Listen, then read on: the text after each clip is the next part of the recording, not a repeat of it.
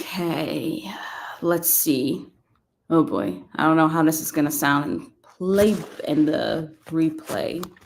And it doesn't help you that I did not bring my microphone, but I am live. So hello to anyone who is watching or to even anyone who's watching the replay. As you could tell behind me, this is not my usual setup at all because I'm literally not even at home. I'm actually doing some house sitting for the remainder of this week. Actually, yeah, today's Friday. So through the weekend and half of next week. So I'm still here for a little bit less than a week. And yeah, so that's where we are. Right now, we're just in the dining room, and behind me are just doors to a sitting room. So that's where we're at. Anyways, I need to figure out what I'm going to read. Because I literally, technically speaking, I did finish a book today. I finished it early this morning. Like I stood up late reading this book, and I'm just going back for my annotations. But I did finally read The Familiar by Leigh Bardugo last night. So I'm just trying to go back because there's a point in time when I was reading that I was not annotating, and I only did pencil annotations. So yeah. Anyways, I just need to go back to my annotations and stuff like that so I can think more of my review on this book. I am debating on doing a book review video for The Familiar, but I think it'll be best to do a book review video because I haven't seen many people, at least in my sphere of the internet, of the book community anyways, I haven't seen too many people really loving this book. I've just seen more people feeling more mid about it, which I think is interesting, especially for people who are actually fans of Leigh Bardugo. They're more mid about this one. And I can't really say I'm a fan of Leigh Bardugo personally, but I don't know. I don't know now. Let me catch up. Oh, hello, Heather. Cleaning my house. This is about to clean out the fridge. Oof. All right. Well, thank you for joining. All right. All right, good. Clean out the fridge. Yes, it is indeed in the morning. I'm not used to sprinting this early in the morning, but while I'm also house sitting, the owners of this house also have a dog named Dakota. So she's been the one who's been waking me up early in the morning to do things. So hence morning sprints, because of course, I mean, if you got a dog that's waking you up early in the morning, why not do some morning sprints to wake yourself up? Why don't you? Also, I do need to eat breakfast. I have not made myself some breakfast. I'm debating if I want slice up eggs with bread or if I want bagel and cream cheese. I don't know how lazy I'm feeling today. I don't know if I want to wash anything or not. So yeah, but yeah, this dog. I'm like, why did I gotta wake up? Y'all, why?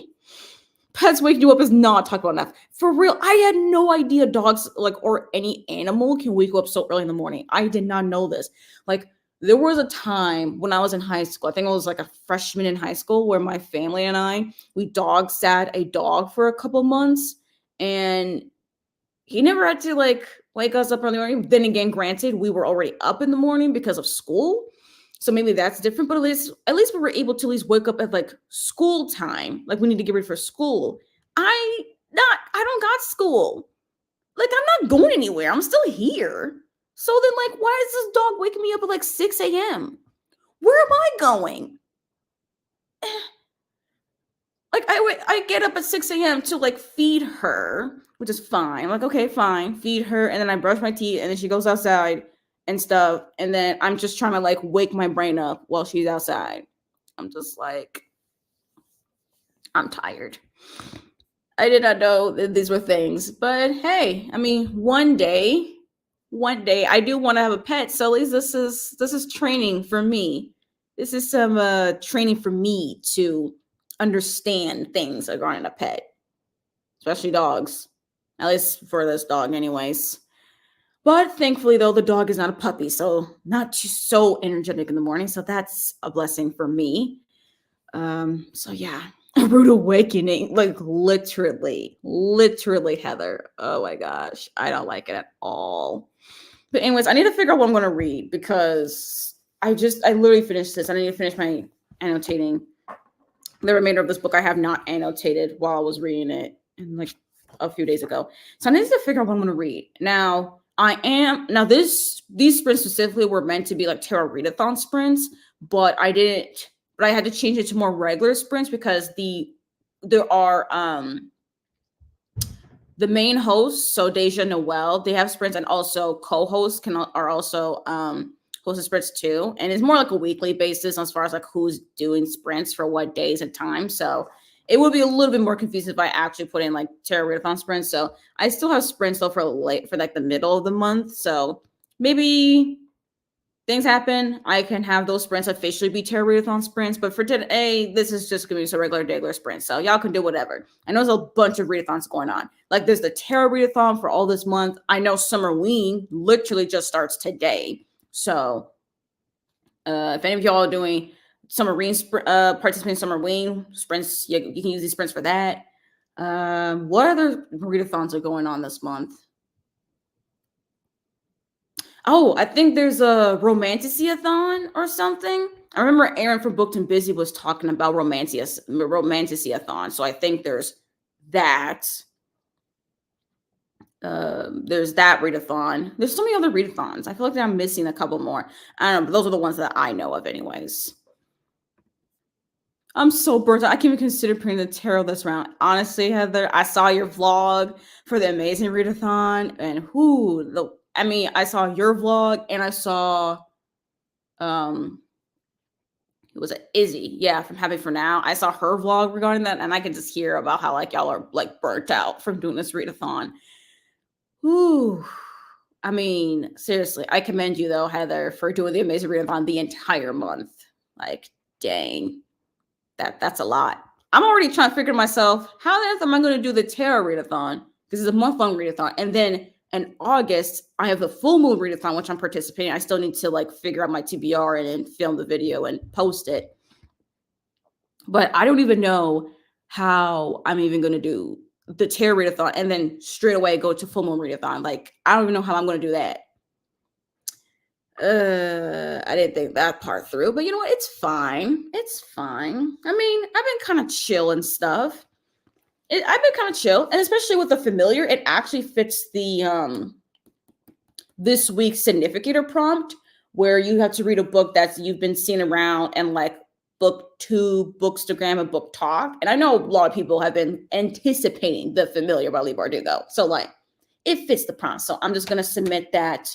I'm actually gonna submit that during the sprints. Actually, need to do all the things, but I gotta do things. And then I do have other books because I have library books, and I also brought books from home with me for my Tarot Readathon TBR as well. So I got that, and also books that can fit the significator prompt because we need to fit 2 more books. But I also have my Kindle right there because I also have library books. I have ebooks. So if I can hurry up with those ebooks. But I also have an audiobook I'm currently listening to. And like, I have tanks missing around. So like, yeah, I have options. The point is I have options. I just need to hunker down and focus. July Noir for Black Owen is the second half of the month. Oh yeah. July Noir. That's the other one. I was like, what was the other one for July? Yes. Thank you, Heather. And also, yes, that big Romanticy project looks fun. I have heard it seems like pretty fun. Since for me, I'm not much into like Romanticy, but like it sounds like a pretty fun readathon if you really are into Romanticy. So yeah, I don't think it's not like high stakes. That seems a little bit dramatic. It's not I don't think it's a point-based readathon. I think it's more of just reading Romanticy books. I mean, I could be wrong. I could be wrong about that, but it seems like it's more fun. But yeah, July Noir for sure. Which I also debated on doing, but I don't think it could really match that with my Tarot Readathon stuff. But yeah, we shall see. It was a lot. Yeah. I'm glad you said that. I just realized I still haven't watched the full moon announcement. Oh gosh, yeah, because like that's the thing, especially if you do participate in like July. Because that's another thing too. I was like, I don't know if I can do Tarot Readathon and July Noir. Because I'm like, July Noir seems like something I could easily do. since like I can easily complete it since I'm only doing like for one place at a time. I just need to read books for that. I'm like, oh yeah, that sounds pretty cool. And you do that for a couple of weeks. That seems doable. But then I'm like, wait, but then 2 weeks after that, but then literally when that readathon ends is the full moon readathon. And I'm like, see, I did not know that so many people had readathons in July. Like, whose idea was it actually to have so many readathons in July? We couldn't like space it out. We could have had a couple readathons maybe in August or like in June or even April, September. Why did it have to be July? I just feel like it's a little bit too busy, y'all. Just a little bit. I usually never actually participate for the entire month. I just vlog a week or so and call it participating. That's how I do the month-long ones because it's too much for me. Yeah, that sounds very, very, very fair. Especially as a mood reader, it's just a lot. I'm even trying to figure out like, okay, like I'm literally in Team Wand and I really want to make sure that our team like gets enough points at least to like at least win. Because I am a competitive person now. Okay, I'm an Aries sun. I'm a little bit competitive, but I don't know how competitive could really be, but I've been trying to at least do like what was it? Oh, Hero's Journey trophy with reading, like pulling tarot cards every day or something. I kind of fell off for the first couple of days in the month and I didn't do it yesterday, but I can at least do it today and I can submit points for that. But I need to submit points though for the familiar. And then I definitely need to read some other books so that I can submit prompts. But this will be for the significant prompt, yes. Which I forgot which trophy that's supposed to be for. I don't remember. But yeah, month-long readathons are a lot. There's so many now. There's multiple every month, I swear. Seriously, I was so surprised we had so many readathons in July. I'm like, huh? Like, what do you mean we have Summer Ween, which is for a week, or July Noir, which is 2 weeks. We have Tarot Readathon, which is the entire month, Romantic Readathon. I actually don't know how long that readathon is. I think it's a couple weeks. Still, that's a lot. And there's probably some other readathons that I don't even know about that's going on at the same time. And I have no idea about August. I just know full moon readathon, but it is what it is. Where did I choose my ambience? I need to find my ambience. I don't know what our ambience is. I'll figure that out later. They pulled out of nowhere. Seriously. I was like, dang, y'all really getting creative this summer because I was kind of hoping we would just space these things out because some of these readathons are very, very interesting. I was like, ooh, I would like to participate. But the other ones, I'm just like, wait, no. But we shall see. We shall see. But yeah, they pop up. They just do. Anyways, let's see. What time is it? Okay, we should definitely start our first sprint in a couple of minutes. So I feel like we should go into a 30. I just need to, yes, to do a 45-minute sprint. I just need to find good ambiance. Okay, let's see.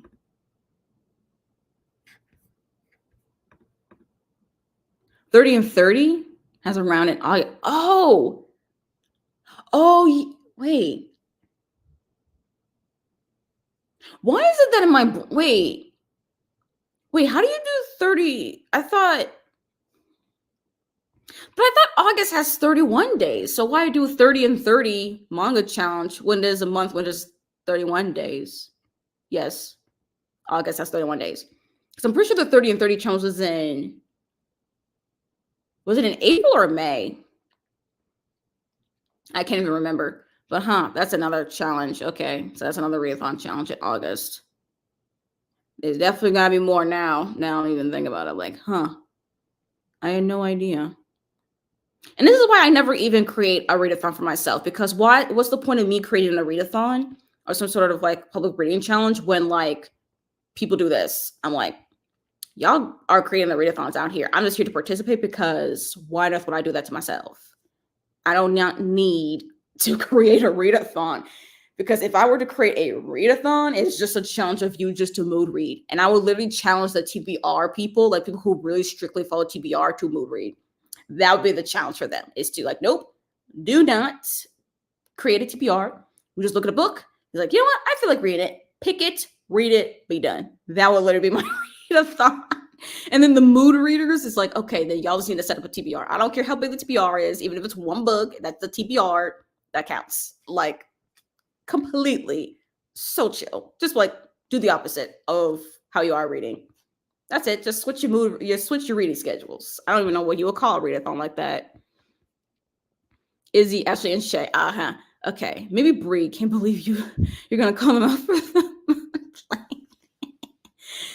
What? Because I'm just like, wait a minute. Because I was like, wait. Because it didn't make any sense to me. I was like, wait. I thought the idea is that you read one manga volume a day. So like, if it's in August, and I'm like, wait, how's it 30 and 30 when August is 31 days? I'm just saying. Like, I'm just saying. Okay, like, I don't know. Look, they don't have to pay me no mind, okay? They have to pay me no mind. I'm just saying that if you're going to do them 30 and 30, it should have been within the month that has 30 days. Which months have 30 days? April. What other months? June. September, November. Oh, that's it. Only 4 months of 30 days. That's pretty sucky. Yeah, I do not need to create any huge things. I'm good. Yep. And that's why for my Tarot Readathon, I made my TBR small. I just put like 5 books, being like, okay, at least if I don't complete it, I don't have to feel too bad because like I can get through maybe 2 or 3 of the books. So gotta do the small ones. The reading swapped readathon. Oh, yeah, that's a good name, Heather. Yeah, the reading swap, where you really just you read like the opposite of your normal reading routine. So if you're usually a mood reader, then create a TBR of any kind. Be like just a monthly TBR where it's like, okay, I gotta read these books, and you read those books. It doesn't even have to be like 5, 10. You could be like, I just need to read this one book, and then boom, you win. I'm like, look at that, everyone's a winner. And if you're a TBR person, you just mood read. You can literally mood read one book, and it works, you know? But then again, people will challenge themselves to try to go higher. But I'm like, look, y'all, this is supposed to be low effort. Even if you're in a reading slump, low effort. Make it easy. 31 and 31. I mean, yeah. At least that way it makes sense. And there's a lot more months that has 31 days. So like, I think it makes sense. Hello, Tome Raider. It's been a while. Yes, it has. It has been a while. I haven't seen you in a bit. There's a lot going on. Not sure I'll be reading it, though I'm leaning towards Thirst for Salt. I feel like I've heard of this book. Thirst for Salt. Did I spell thirst? Nope, I did not spell thirst right. Of course I misspelled it. Of course I did. It came out last year. This is an interesting cover. What is this? This is a literary romance? And it's a debut novel. Ooh. Okay. Oh, wait. Whoopsie. Wrong tab. Okay. All right. Sounds like a pretty interesting literary romance. All right. Well, let us know how that goes for you, because I'm curious. The one day, the one book reelects someone else, like for real. Yes. You just literally just spend one day to reelect someone else. It doesn't gotta be a day where you try to read so many books within a day, because you could easily burn out or to read less. Just switch how you usually read, mood read versus TBR. Or if you're a mixture of both, then I don't know. I just feel like we need to have a few more readathons where we can have some low effort things to help satisfy the mood readers and the people who really want to have a strict TBR. I don't know. We need a mixture of things. Let's see. I still need to figure out what art ambience even is.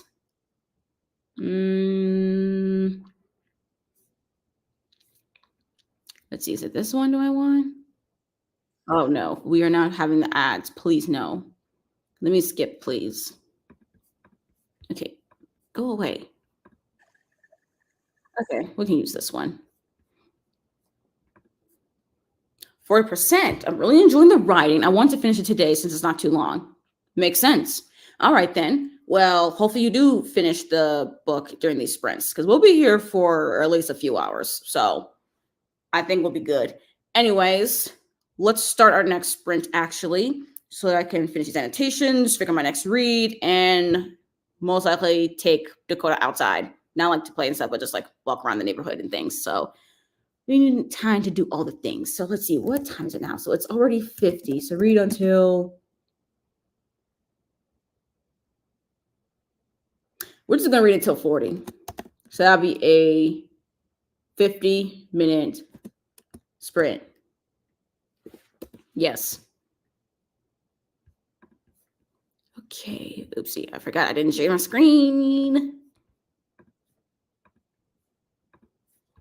Okay, there we go. Ancient Roman bath ambiance. All right, y'all. Happy reading, productivity, doing other things. I'll see you all in 50 minutes.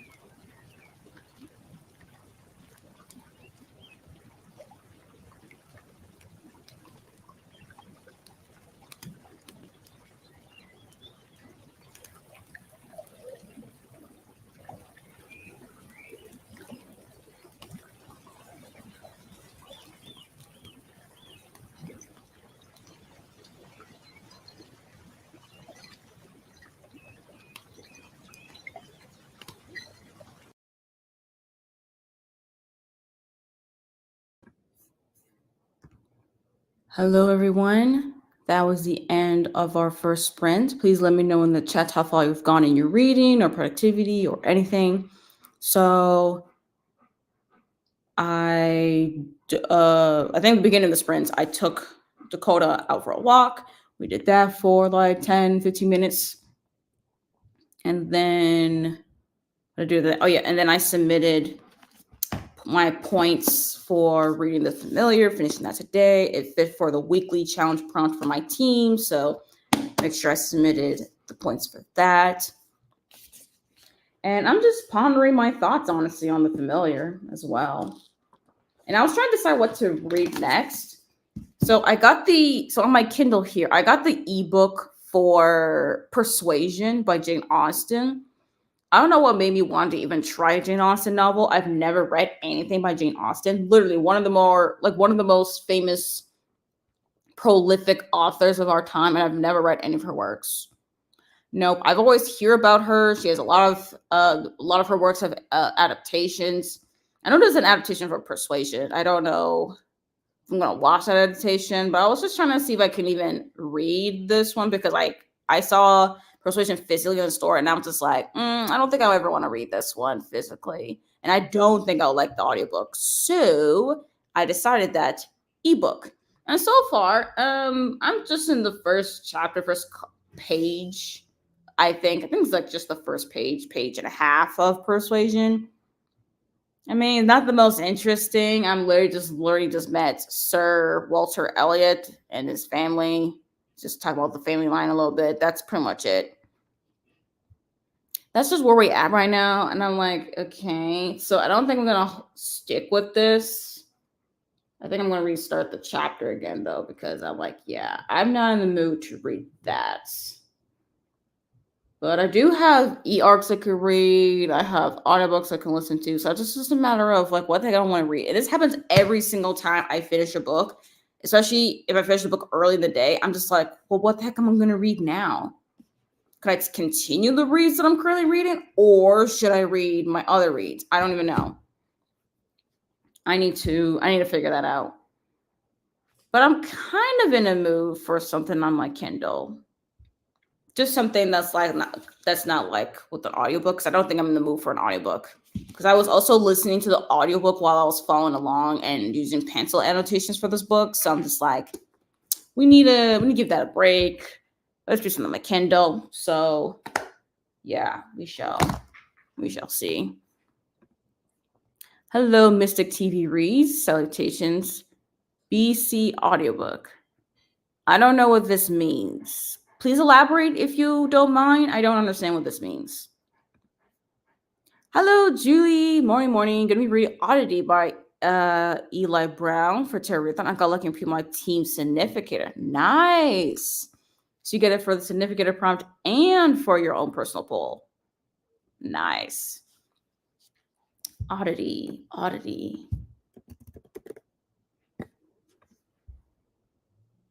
Oh, a children's fantasy book. Ooh, nice. Oh yeah, you'll get through that one pretty quickly. 147 pages into Thirst for Salt, a little bit over halfway. I feel bad for our main character. She has such a hard time with every relationship in her life. Oof, dang. I mean, it did say literary romance, but oof, that's definitely rough.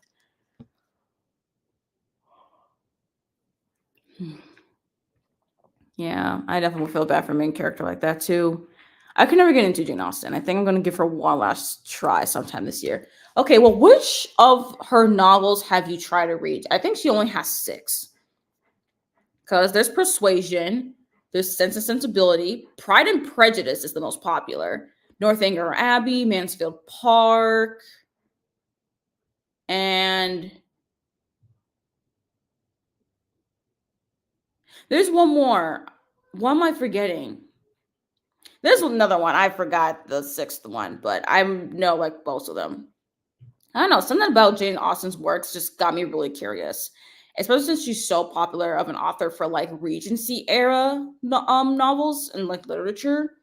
which I have learned as far as like the more modern ones, they don't necessarily work for me. Like I don't particularly hate them, but I don't also love them either. I'm just like, this was solid, not really my thing when it comes to Regency era novels. I just need to, I don't know. I feel like it'll be a Regency era novel that I might like, but I kind of want to try a Jane Austen. I don't think I want to start with Pride and Prejudice, honestly, because it's way too popular and it's a little bit long. I'm like, you know what? If I'm going to do with a classic, especially a classic by an author I've not read from before, we're definitely going to go more the shorter works. And Persuasion is definitely a shorter work. So it's literally like 24 chapters long. It's split into 2 volumes. So I'm like, yep, this will work. Love Jane Austen, but in my experience, her books are always easier after I watch the movies. Maybe then I should watch the film adaptation. Is there more than one Persuasion adaptation? I can't spell. I can spell. Nope, I can't spell. Okay, I remember now. I just didn't know. Persuasion Jane Austen adaptations. Because I know there's multiple adaptations. The question is, which one should I watch?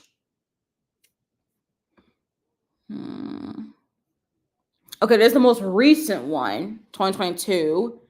There's the 2007. There's 95, 71. Okay, there's like more modern reimaginings, I guess.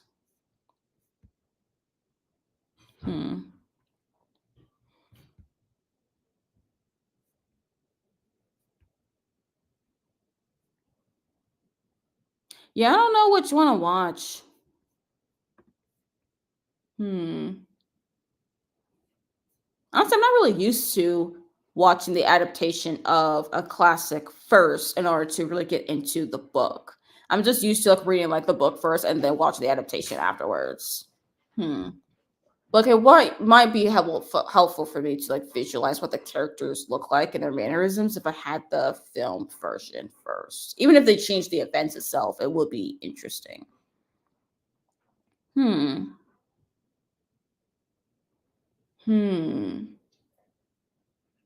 Something to consider, Julie. Something definitely to consider. I've tried Pride and Prejudice and Mansfield Park. So you tried Pride and Prejudice and didn't really like it, and Mansfield Park, which I don't know if a lot of people really like. What's the other ones? What are all of her books? Emma, that's the one I was missing. Okay. Yeah, that's the one I was missing. Yeah, Pride and Prejudice, Sense and Sensibility, Emma, Persuasion, Mansfield Park, Northanger Abbey. I was actually kind of curious to read Northanger Abbey because that one's like a satire of like Gothic literature. And I do like that Gothic book, but I'm not sure how I feel about satire, honestly. I don't know. Again, I don't even really read satire like that. I prefer to watch something that's satirical than read something that's satirical. So I don't know if I would like Northanger Abbey, but ironically, maybe I would. Who knows? But yeah, I don't think I just skipped on Emma because I was like, I don't think that seemed interesting. But yeah, I am curious about Pride and Prejudice, Sense and Sensibility, Northanger Abbey, and Persuasion. So yeah, interesting. Never watched any of the adaptations, so maybe I need to rectify that. Yes, because I have heard that watching adaptations of classic books definitely works. So I'm like, you know what? Maybe I should try that. I do have the ebook for a bit, so yeah, maybe if I watch the film in a few days, start reading the book, maybe I'll appreciate it more. We shall see. I don't understand what's going on because the language is so different from English now. Yeah, modern English is definitely different than the old English. I mean, I even know it's not written in old English, but it's like an older English. I figure that once I have an idea of what's going on, it helps me understand the nuance. Yes, especially since it is literally written for the people of that time period, and since we're so far removed from not only just the time period, but also the fact that it doesn't take place in the United States. It takes place, I think, in England or somewhere around there. So it's like, or even probably in a place that no longer is called the place that's called in this book. Who even knows? But Yeah, it would be nice to get some sort of context, to get something to like understand, get a grasp. I shall consider this for sure before I actively try to read Persuasion. Now I just need to really figure out though what book I really want to read. I don't even know. Maybe I should read another book from my physical TBR that I brought with me, or should I read a library book? But I really wanted it to fit the significator prompt. Or should I read a book that fits the significator prompt, but also fits my personal TBR?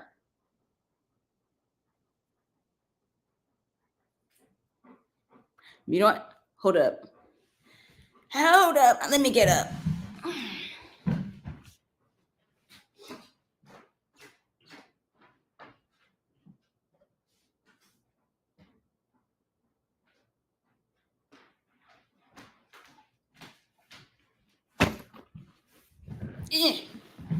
Okay, y'all. I think it's time.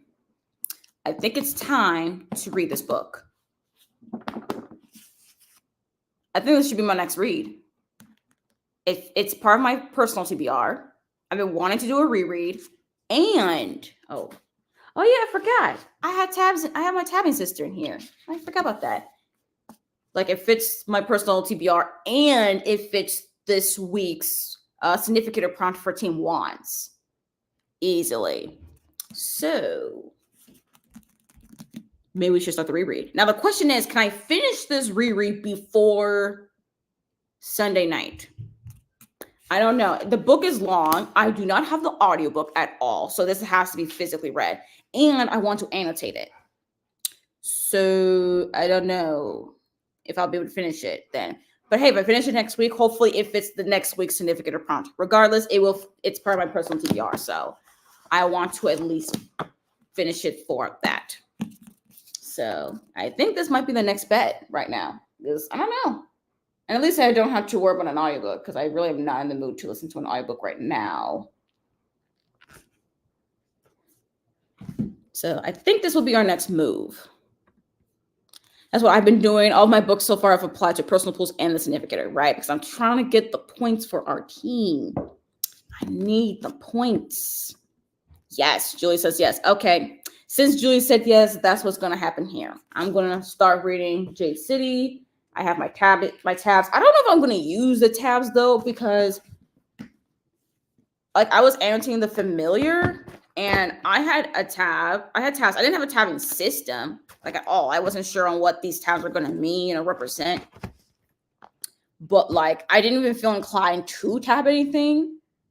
But I did feel like doing a lot of some annotating, and I use a pencil instead. So I think that's what we're going to do for Jade City. We're going to do pencil annotations until I feel very, very strongly, which I'm going to feel strongly about Jade City. But yeah, I didn't even use these tabs. So, oh no, maybe I will use the tabs. But it'll mess up the black sprayed edges look. I don't know yet. I'm going to put that down over there. I need to get to, please do. Literally, like, one of the best books, one of the best series, if not the best series I've read so far in my adult life. Probably. I think that I actually need to really think about it, so don't hold me onto that too tightly, but this one fits nicely. And I do hope I'm actually going to use these tabs, but I can definitely imagine myself running out of these tab colors. So, hey, worst comes to worst, I just use these tabs too. So that's the plan. So, okay, the Pentacles significator was 6 of Swords. Ooh, book that has a journey. So that could be stretched a lot. I don't know what book that doesn't have either a physical or emotional journey. Honestly, that's true. The journey could go in a positive route. It could be a journey that makes them go downhill. There's always some sort of a journey with a book. And I feel that's also why people really like enjoy certain books, because of the actual journey, whether that's the plot or the characters. So yeah, that's y'all have a very easy significator prompt. Ours was The World, which was to read a book that was that you saw around on like Book Talk, Bookstagram, Booktube. So pretty much just read a popular book that you just seen around on social media. I mean, not popular, because like you could probably find a book on social media, like on Bookstagram, that's probably not seen in BookTok or Booktube, which happens. And I tend to like books like that anyways. But yeah, if you see it on social media, it counts. So, and it doesn't matter if it's like a recent memory or like in the past like 10 years. Like it doesn't matter. As long as you see it on social media, it counts. So also an easy prompt. Hopefully next week's significator, though, for all teams is not so difficult. Fingers crossed. But so far, we're starting off easy. And I hope that energy stays that way. Please. Let's see. I think we'll start a sprint pretty soon. At least we probably will definitely start latest at the hour. Question is, how long should we sprint? Should we just do another 50? Honestly, 50 minutes just really works well for me. So I think for our next sprint, we will read until 50.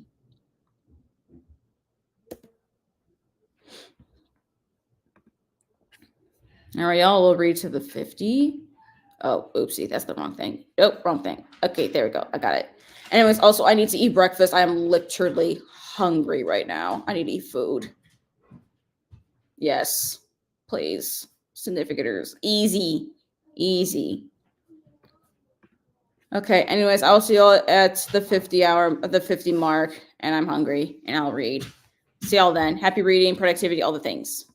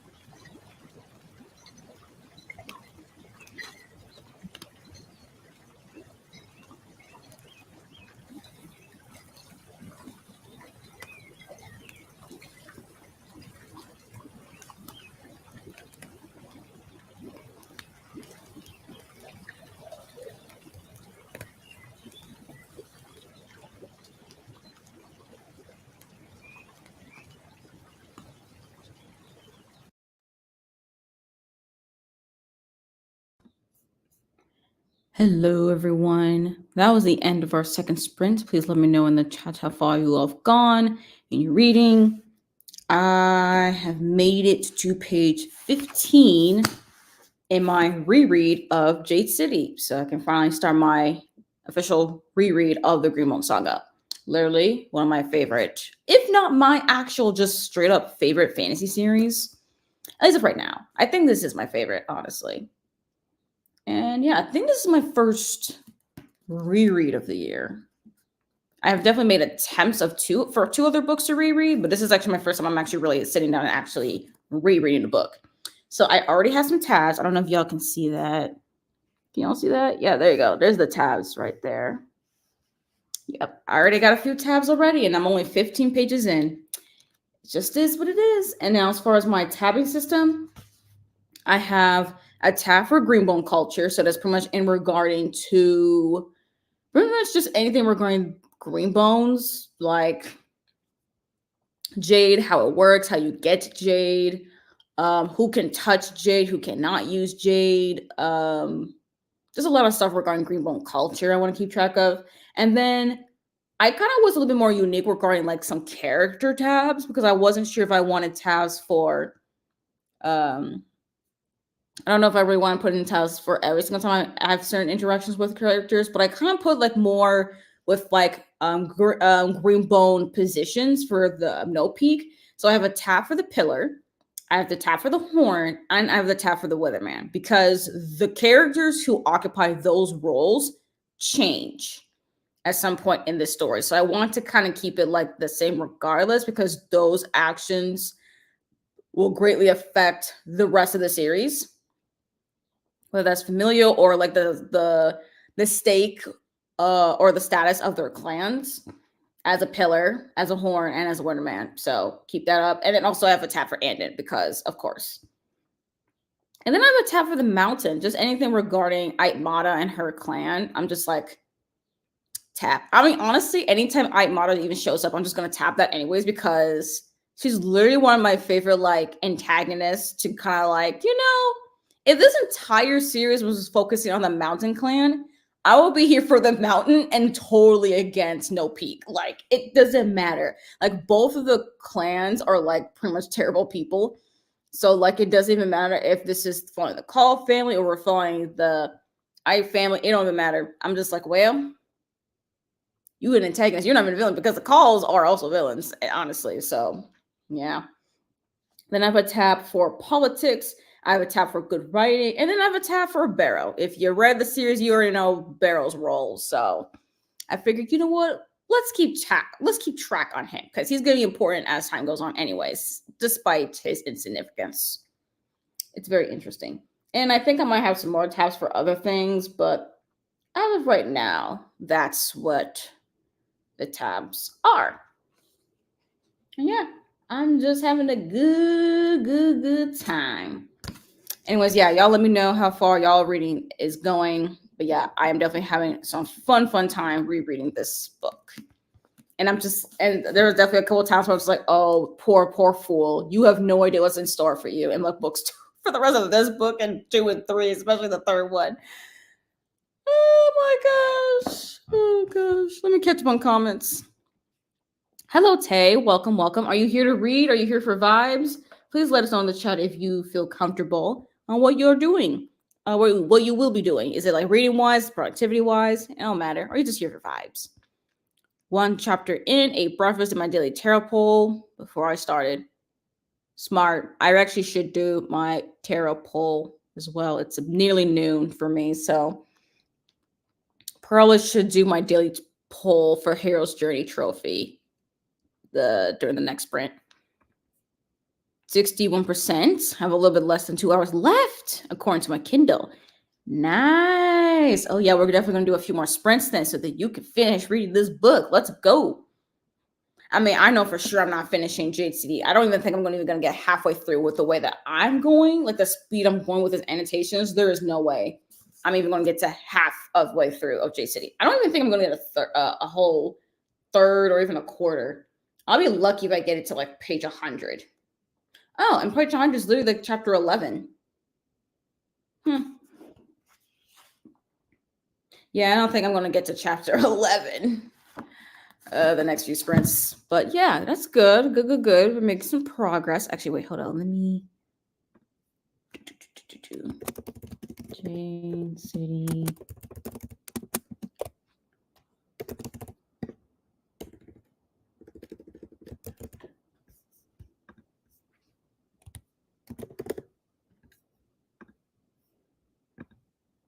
There we go. J City reread, baby. Let's go. Okay. How are we feeling also with our ambience? Because I was really not sure what to do with our ambience. But I think the ancient Roman bath ambience is good. Let's see. It's about to be noon at my time. So I think we should do another 50 minutes, I think. Yeah, we should do another 50 minutes. Oh, yeah, I forgot. I also had some breakfast. Although I am still a little bit hungry. So I think I'm going to snack because I don't know if I want to eat more breakfast. Or maybe I should. I should probably fry an egg.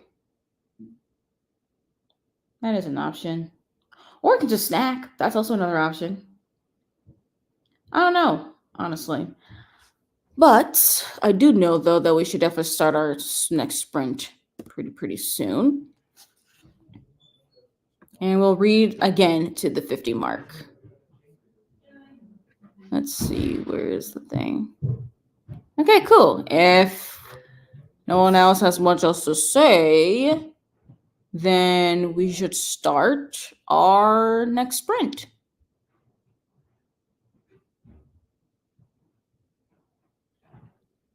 All right, cool. Anyways, I will see you all at the 50 mark. So happy reading, productivity, all the things, vibes, all the things.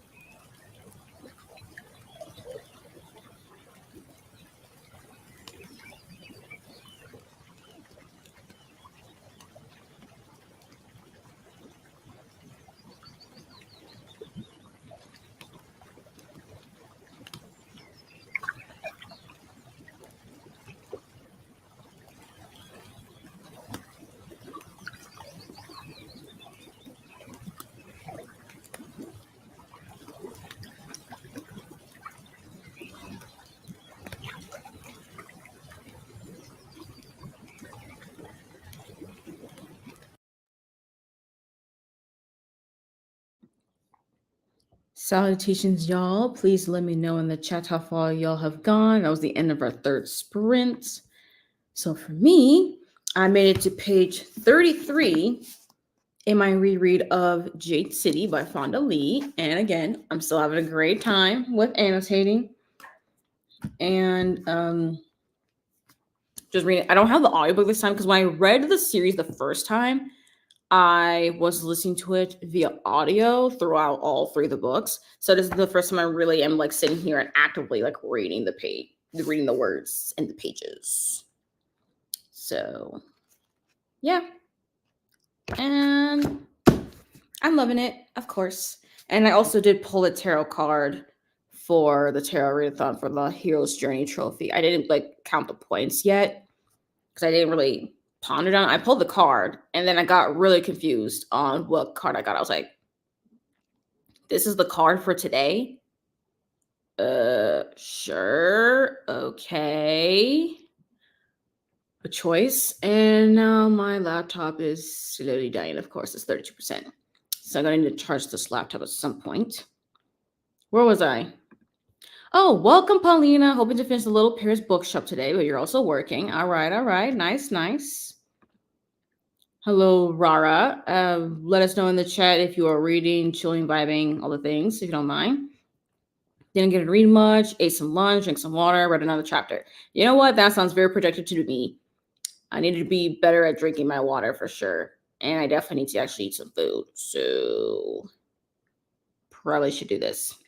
Or I continue to just snack. That's also an option. But you know what? You're doing better than me. But yeah, lunch, water, read another chapter. That's still good. Finish reviewing reports for work. Nice. Got another chapter in, but I had to deal with some bullshit I ran into my last ultrasound schedule. Into getting my last ultrasound schedule. Dang. What in the world? But I do hope, though, it's at least resolved so that you can at least get that scheduled. Yeah, definitely the sooner the better for sure. Or like whenever it's stuff. Like definitely, I think you are due soon. So like it is definitely best to get that ultrasound scheduled sooner than later.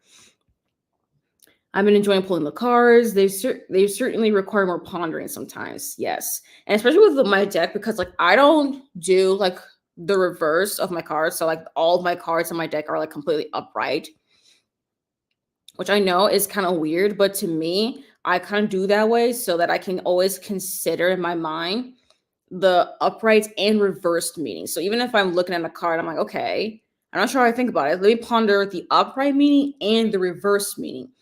Since all the cards are always upright, I have to consider the reverse meanings as well because I can easily apply to that day. So at least that's how I do it. Most because like I feel like if I keep shuffling the deck the same way, then like I'm always gonna have then the cards that are reversed are always gonna be reversed, and the cards that are always upright are always gonna be upright. So in my mind, I'm just like, why can't it just both be upright and reverse? Or maybe I could just switch it up. I don't know. I've never actually considered it, but maybe the card that just got could be assigned to like probably switch it up. Yeah.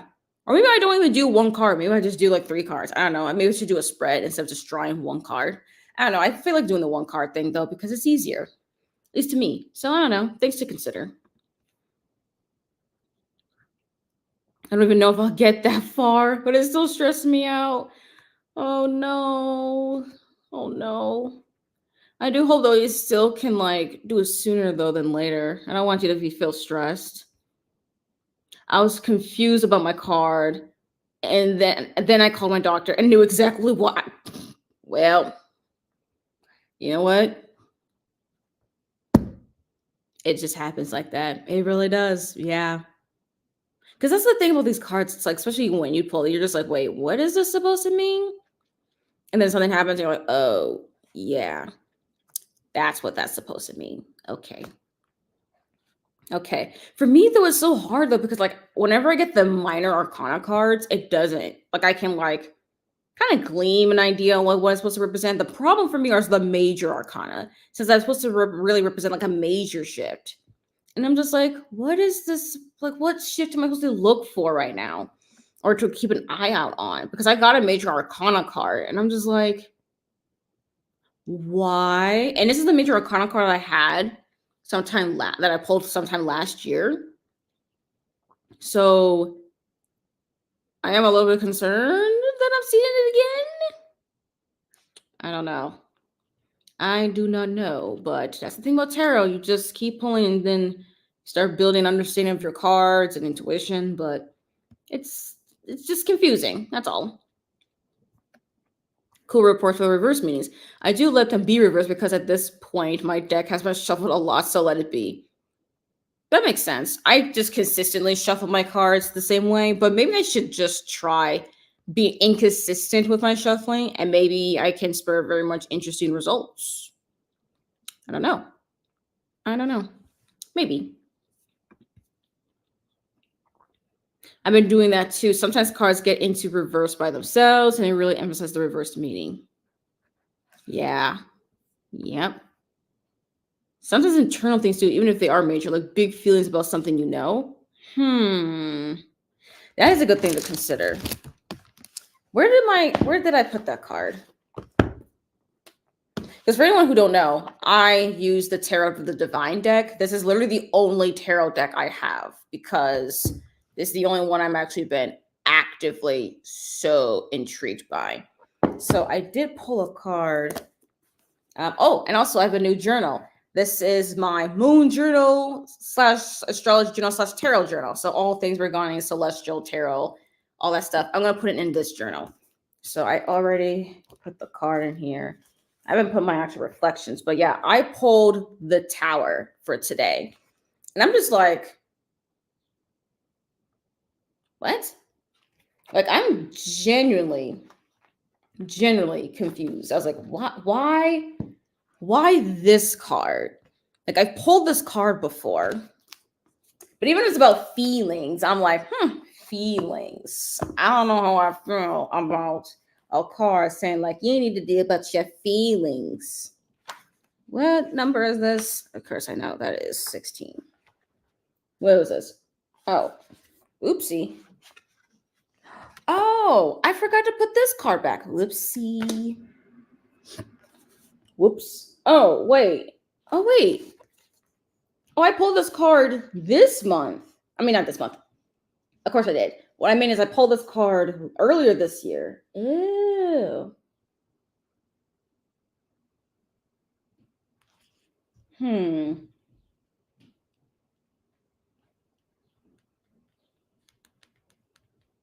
Okay. Interesting. I'm going to need to ponder this more, but I also need to return this card back to his deck. Oops.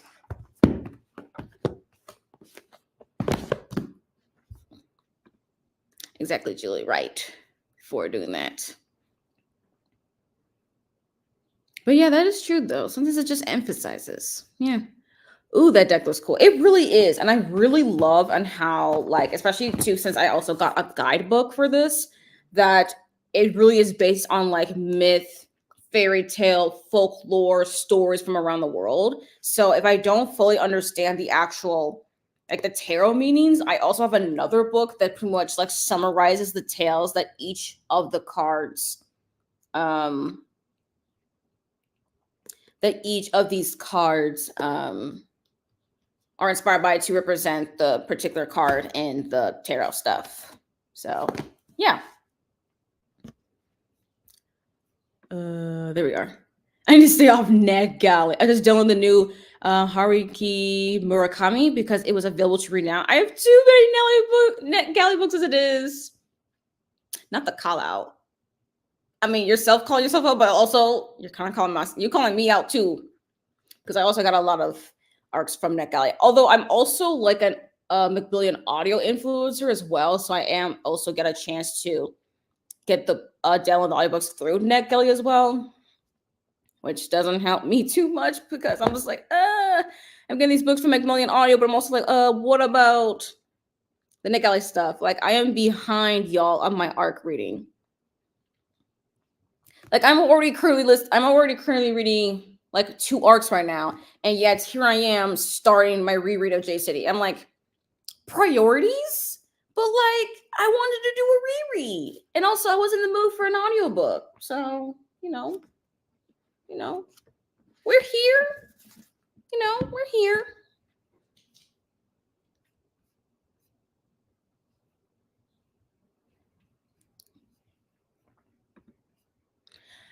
husband's tattoo shop is called Arcana.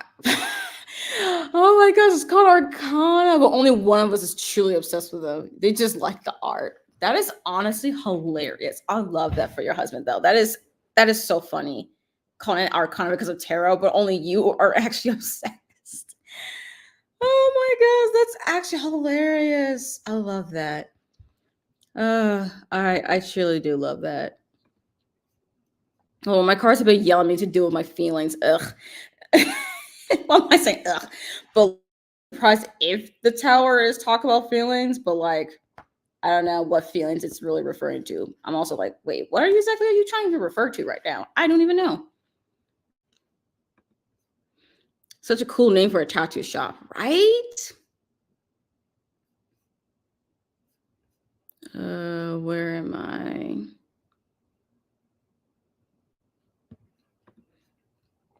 All right, I need to take pictures of the inside and put them on Google so people can see all the cool decorations him and his business partner picked. Nice.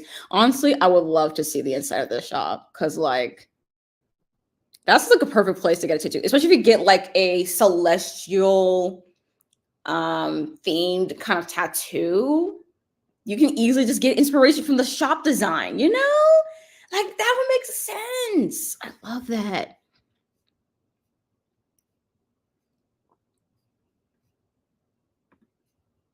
I got a meeting, so I gotta run. Shall see if you're still here after. Okay, Paulina, have a good meeting. What in the world? Oh my gosh. Ugh. I'm not about to spam the chat like for real. Ugh, hold up.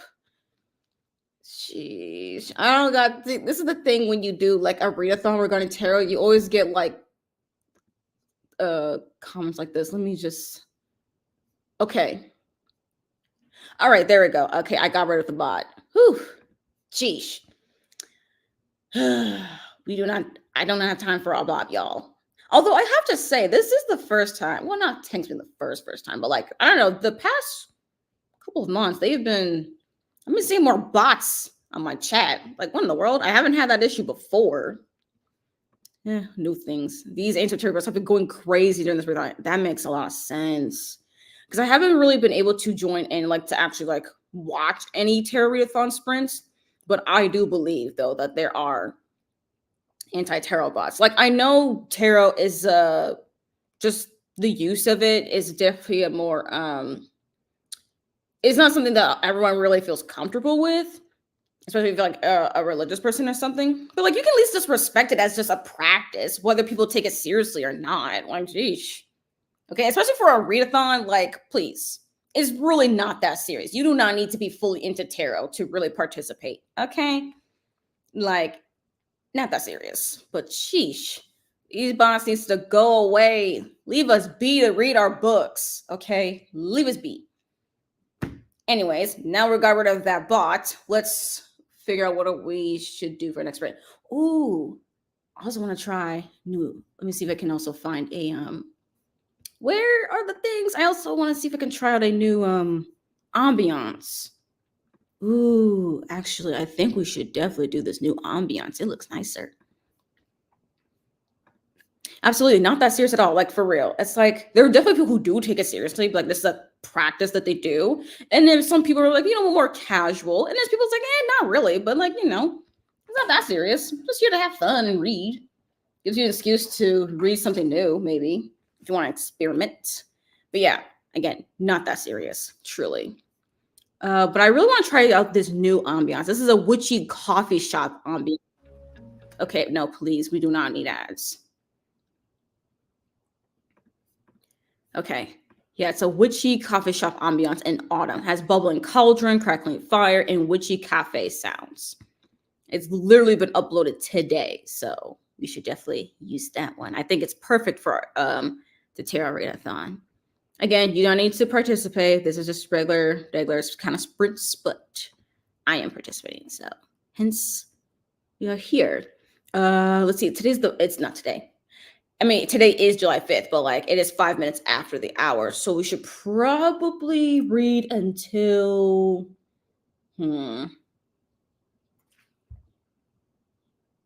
shoot, I don't know. I'll figure out that math later. I don't feel like it. I love to be good enough to add tarot to do readings for people for a little cash, but it's never as prescriptive as Christians think it is, at least for me. True. I also feel that as well. I feel like, just for as someone who's not super into tarot, but just like basic observations, is that it's not like exact. For some people, they can really like do that, but it's more intuitive. Like, this is a very more intuitive thing than it is as like, oh, this is like a fact thing, which, yeah, I do believe that some Christians think it's more like, oh, very specific, but really it's like, not really.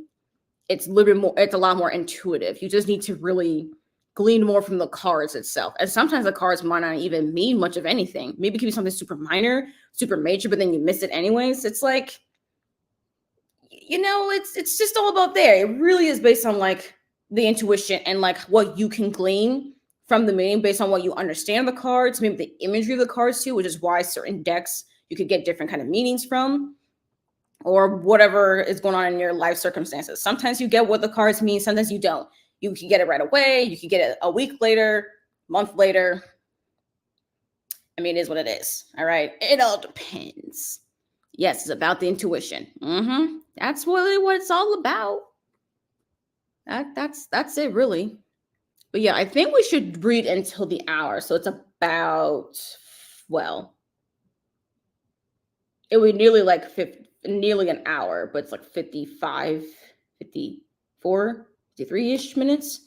Yeah, we'll just read until the hour. And that'll be our fourth sprint. Okay. Yeah, there we go. Witchy Coffee House Ambiance in Autumn. All right. I will see you all at the hour mark. I hope you have good reading, productivity, vibes, all the things.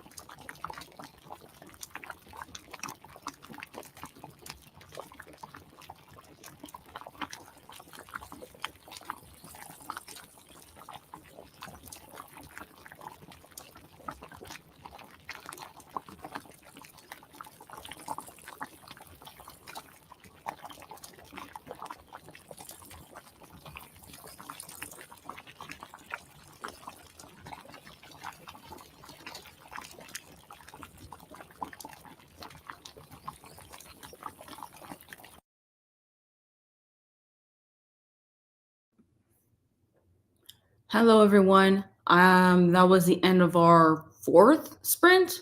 Yes, that was the end of our 4th sprint. Please let me know in the chat how far y'all have gone in your reading, what you're reading, all the things. For me, I'm continuing my reread of Jade City by Fonda Lee. I've made it to page 40. So yeah, I made it to chapter 5. Again, having such a good time. And I'm definitely reminded of certain things regarding certain characters, which I'm so glad I made note of because I'm also tabbing, annotating. And I forgot, or at least maybe not fully forgot, but I was quickly reminded of Hilo's ability to command attention of an audience easily. He's just charismatic. That's just how Hilo is, whether I like him or not. Most of the times I don't. And for Lon, his stubbornness. Lon's stubbornness and his melancholy is definitely something that I'm like, yeah, I need to really watch out for in Jade City. And I'm not trying to say too much because there's some people here who might watch this as a replay or watching it now who have not read this series. I don't want to talk too much regarding things about characters, but I just think about these characters. I'm just like, oh yeah, I forgot. I was like, oh yeah, you were like that. Especially Carl Sennington, who is Hilo, Shay, and Lon's grandfather, who's named as the Torch of Kaikon. He's pretty much like a war hero. And he's a cruel man, honestly. Sure, he's definitely a war hero. He's definitely respected, but he is a cruel man. Oh gosh, like he's just mean and cruel, very much. Although I do find it interesting though that Shay was his favorite. I'm like, huh? I wonder why. I mean, he just looks at. I mean, he always looks at Heel being like, "What in the world?" He just looks at Heel like, "Oh my gosh, just why you like that?" I think this is like usually like summation of his reaction regarding Hilo is like, "Why are you like this?" And then he looks at Lon like, "Oh, how you disappoint me. You're nothing like my son." And I'm like, "Dang, why are you using the comparisons? Why?" And then Shay, which she hasn't formally been introduced just yet into the story. She has mentioned she's been mentioned in the past chapter, but she's not actually been introduced just yet. But oh gosh, the way I'm just like, oh yeah, Shay. Look, y'all, Shay is one of my favorite characters in this series, but dang, is it so hard. Most of the time it's so hard being a Shay stan because I'm just like, Shay, why are you like this? Like, it's so hard to defend you, especially in the beginning. Like, Jade City, I'm just like, you see, I know why people don't like you. I really do. But she's Shay. She definitely gets way more of a shine in, like, Jade War. But, like, I forget how frustrating her earlier mistakes are, and I'm just like, oh gosh, yeah, you're gonna be a piece of work, and you don't get some sort of sense until like halfway through. So I'm just like, I'm gonna do with this for like half the book. The thing about rereading, you're just like, oh no. I mean, I'm always on Team Shay, but like, dang, Shay, like you make it hard. Although I am looking at the Hilo stands and I'm being like, so y'all were Hilo stands since the beginning? I mean, then again, people will probably look at me for being a Shade defense, but like still, I'm just like, but y'all really on Hilo like that? Like he has the charisma, but like, especially with certain things and the story, like I don't get it. But then again, that's the thing about doing this reread. It's like, oh yeah, and especially when I'm just like, oh yeah, I kind of like remember how things happen. Like nothing in here really shocked me because I was like, oh yeah, I mean, I don't actually remember it, but it's also like not shocking either because I have read this before. But like, oh gosh, just the things that characters do. Especially when it dooms them later on in the narrative, and not just in book 1, but in book 2 and in book 3. And I'm just like, must you like? Why must you doom yourself for the narrative like this? I don't understand. But then again, that's just Fonda Lee's brilliance. And I honestly find it so interesting in how the Greenbone Saga is actually her adult debut. Like, her previous novels before the Greenbone Saga were young adult sci-fi books. And then she went to like adult urban fantasy, and I'm just like, should I read her young adult work? Because I don't know if she's gonna. Actually, that's another thing too. I don't know if Fonda Lee's gonna go back to writing young adult. Because she really was writing like young adult sci-fi, and then she went to this, and then she had the novella Untethered Sky, which is adult fantasy. But like, is she gonna go back to young adult? Because now I'm just curious, actually.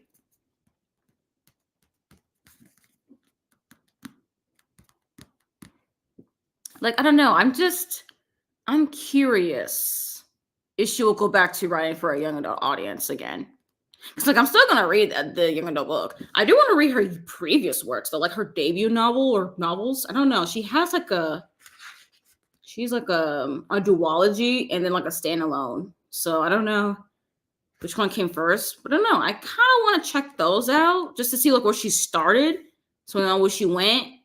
And then we'll see how, well, as she continues on with her career. Anyways, I need to catch up on comments because I've been talking about the Greenbone Saga and I know y'all have thoughts. So let me catch up. Oh, hey, Nat. So guys, Cassius escaped from the pool and learned that the pool does not help vertigo. Ooh, so I've been hanging out today. Okay, yay. Please let us know in the chat if you have not already what you're going to be reading, or if you're just going to just chill and just, hang out with the conversation. That's also cool too. Julie's glad that you're here. Hope you're doing well. Yeah, sir, but nothing alarming. All right, that's good. Yeah, hope the vertigo calms down, though. Yeah, I do hope that for you. Yeah, because Shay's the best.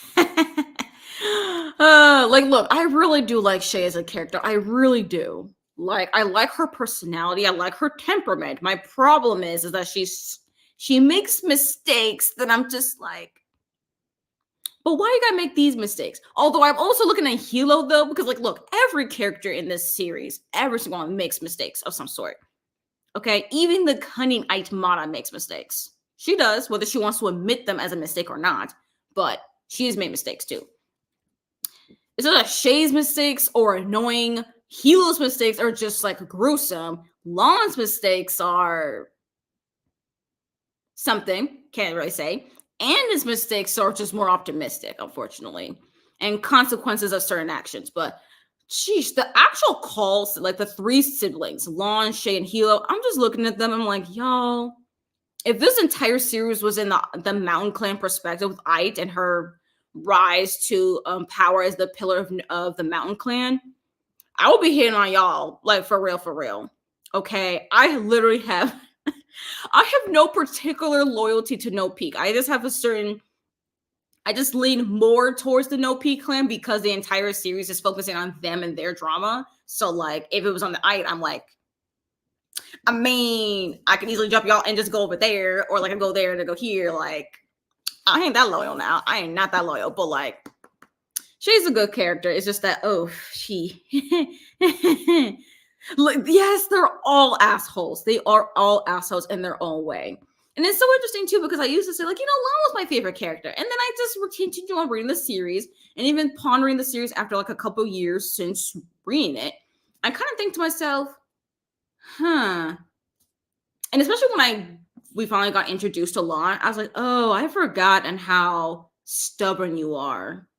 I forgot how stubborn you are, man. I really did not like Lon's stubbornness. He was so stubborn in this Greenbone way to not look weak. And it really irritated me. And I'm just like, these actions you are doing is causing a ripple effect. It caused a ripple effect. Why did you do this? But yes, we're also here on the Shade Defense Squad because she needs it. I ended up making lunch and getting distracted, so I didn't get a lot of reading done. Yeah, that's fine. It is what it is. It is definitely lunchtime. Next year's going to be the year of rereads for me, I think, and this series has to be on the list. Yes, please. I definitely want to do better with rereading. I think one of my 2025 my reading goals for 2025 is to reread more. because there is actually a joy to me to reread something that I've previously loved, to get not just a new perspective, but to also ponder on old reflections. And yeah, and especially with like the Greenbone saga, because it literally inspired me to create this YouTube channel. I think it just makes sense to start off my rereading journey with the Greenbone saga. So yeah, I don't know if I'm gonna vlog it. I'm not even vlogging my start of this reread right now. Like, I haven't even started vlogging it. I can still vlog it anyways, but like, I don't know if I want to vlog it or this should be just like a book review thing, since that's how my channel started, was a book review video of Jade City and Jade War, followed by Jade Legacy when I finished it. So we shall see. I think a review video is definitely better, because I do need to actually redo my thoughts on that video, because I recently, like, I think it was a month or two ago, I actually rewatched that video and I was looking to myself like, yeah, we need to redo this. Not because my thoughts on the books itself have quite changed. I mean, it probably would, but like, I do want to revamp the way I made that video. And I also want to revamp it because I feel like I can really talk about my thoughts on the series, both spoiler and spoiler filled as well, on the series as a whole and the characters and the progressions more so.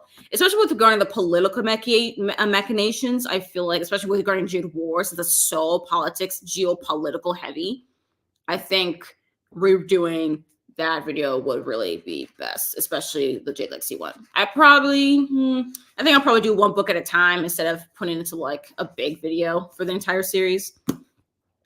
But regardless, y'all gonna get some Greenbone Saga content because it is needed. Oh, definitely took time to get invested in Hilo. Oh my gosh. Here's the thing. It's so odd because like I felt like I was invested in Hilo. I mean, I had no choice but to be invested in what he's doing, especially during the middle of Jade City. I had to care at this point because I was too far in. I was already invested in the world and the magic and how everything works that like I had to be invested in this character, whether I like him or not.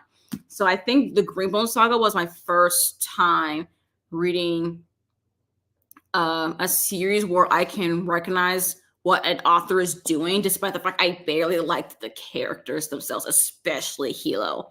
Because as charismatic as Hilo is and how he's able to read people and actually quickly make decisions, he is a little bit, I don't know if impulsive is the right word, because like he is young. He's like in his late 20s. So like he's only several years older than I am right now, but I do find his I do find it to be a lot more way too impulsive, especially as the series goes on. I'm just like, we don't really need this impulsivity when you're at this role right now. Like it was fine when you were in this previous role, but now you're here. You can't really do that, bro. It's not gonna work. But of course, it's in Hilo's nature, and it's just a thing. And also, I still have not forgiven him for what he did in Jade Legacy, like in the beginning of Jade Legacy with him and Wen. Like that whole situation in the beginning of Jade Legacy, I still have not forgiven that little motherfucker for doing that. Okay, I have not forgiven him for that. So whether I grew to respect Hilo by the end of Jade Legacy, I still have not forgiven him for the beginning of Jade Legacy. Okay, I'll never forgive. Never forgive, never forget. I don't think it's a protagonist I hate in that series. I think the only person I hate in the Greenbone Saga is Barrow. That's another thing too that I'm also putting in the tab for, because I have to put it. I do have a annotation system, and I did put like a color tab for Barrow because for a long time I really was not sure what his role was in the story. I was like, "What is your point? Why are you here?" But it definitely took to the end of Jade Legacy to really get it. So definitely my reread is like, okay, I'm going to have to pay more close attention to Barrow and what Fondly is trying to say about, not just about his character, but like his role as someone has this ambition regarding gaining Jade, despite not going to an academy, despite not learning about martial abilities and honing in your Jade abilities at all. Just this ambition to get the most Jade that he can so that he can appear as a green bone. So, yeah, something for sure. But I do think that commonly, just by whatever you feel about Hilo, Shay, Lon, even Andon, is that Barrow, I feel like, is pretty common as like, okay, I don't really like you. Like, why are you here? What is the point of your existence? But yeah, Barrow's the worst. Yes, his ambition, because he's 16 at the start of this book. His ambition, like, I understand such an ambition like that, especially in the Greenbone world, but that ambition has led to the deaths of many side characters and minor characters. It led to many deaths. So he's definitely one of the worst. But like, that's also Greenbone Saga culture. That's the Greenbone Saga. That's the Greenbone culture, really. That's part of the culture, unfortunately, which I think is what the point was. But then again, do we have to like it? Hell no. I need to stay in the adult fantasy space because Greenbone Saga is too good. Oh, yes. Oh, it's so good. Like, even Untethered Sky was really good. Like, it wasn't like a new favorite because I still have my heart set with the Greenbow Saga, but like, it was still really good. Like, for something that's non-Greenbow Saga related, it's still really good. It's just that, though, with the Broken Binding editions that they're doing, I really don't like the way that they designed the new editions of the Greenbone Saga, and I was so upset about it, and I was actually really sad about it because I missed out a chance to get the Illumicrate special editions of this series, like the hardcover ones. Like, I completely missed the opportunity in the sense of, like, I saw that it was going on sale at some point, but at that point, I've never quite heard much about the series. I also never read anything about this author. I didn't want to spend that much money on getting a set of getting a trilogy set of a series that I might not even like. Like, who's trying to spend all that money? I wish I took the gamble and just got those special editions. But I'm also glad that I got paperback, though, because it would be a lot easier to read a floppy paperback of this series than like those hardcovers. But still, I wish I actually had that special edition. And now they go off for such expensive prices, nearly $300 or even more. I don't got that money to spend on the Greenbow Saga. As much as I love the Greenbow Saga, I don't got that kind of money. So like, I was really looking forward to like the Broken Binding when they were doing special edition, but I don't like the design. Like, this cover of J City, just the Greenbow Saga as a whole, it's like a classic. It's classic. It's fine. It's not the greatest. It's kind of lame, personally. I'm like, I don't think this is really the greatest cover. But then again, the contents of the pages is what matter. But like, we could have had a better cover, seriously. But the covers and the stencil edges and stuff for the Broken Binding editions, they're just not it. It doesn't match. It looks weird. And I feel like the cover for the Jade Legacy one is way too spoilery. I'm like, you are really just trying to spoil. Like, why are you trying to spoil like that? No. Anyways, I'm mad. So, whatever. Okay, some of the nonsense ease, so hopefully the Disneys will chill out too. Okay, that's good. That's a good sign. Hopefully. Lon's mistakes are tragic. They really are. And I'm like, Lon, what are we doing here? But that's the thing too about like the Greenbone culture. It's like so much is regarding Jade that's like this, and especially since like being a Greenbone is pretty much a male-dominated space. Even to be a pillar, even to be the horn, the weatherman, to be in these such high positions of power within a clan, for the most part, almost always has been men. It's only with like Aimada being like the pillar of the mountain, which I know she has her own issues too, but like, she's a ruthless person. Like, she is ruthless. But like, she has to find ways. She even has to find ways to combat the patriarchy that is Kekanese culture. And I'm just like, why we gotta be dealing with this toxic masculinity, but with magical jewels? Like this is like, like this entire series just tells you, like, look, toxic masculinity is so dangerous that if you have magical jewels, you just pretty much just do some stupid things. The point that it ends lives. So, I mean, it already does that already now within our own girl culture, but you do it way faster if you have magical powers. But jeez, oh gosh, every single time I think about Vaughn, I'm just like, this could have been avoided. This could have been avoided, or maybe we're delaying the inevitable. But honestly, I feel like the whole thing with Garnet Long could have been avoided. I don't know, but yeah, things are just yeah.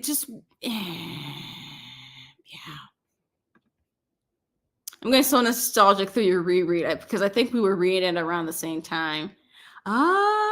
Maybe because I was reading Jade City July 2022, and then I read Jade War and Jade Legacy September 2022. Yeah, it took a while for my holds of Jade War and Jade Legacy to come in for some reason.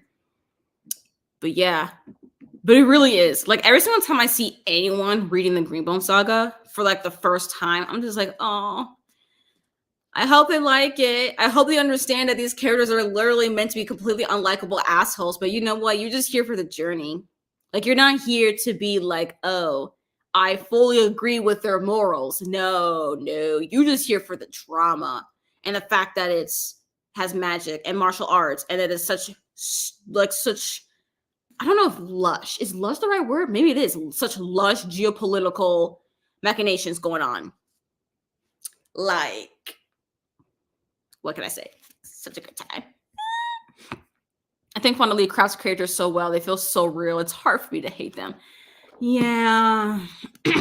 That's why whenever a character does something I don't like, I'm just like, it makes sense. It truly makes sense. Yeah. I can still be like, okay, I don't like what you did, but like I get you. Even though I don't like what you did. That's just me with so many of these characters. It's also the family legacy aspect that makes me go crazy. Yes. Ugh, the family saga of it all. Especially when you get to like J Legacy and you see like the new generation. Ugh. Oh my gosh. And it's so you feel so torn because like you're so used with the current generation for the first two books. So when the new generation comes in and stuff and able to make some moves in like the third book, you're just like, wow. I kind of feel so much for the older generation, this current generation if you're in the first book, but like the new generation also got some points. Yeah.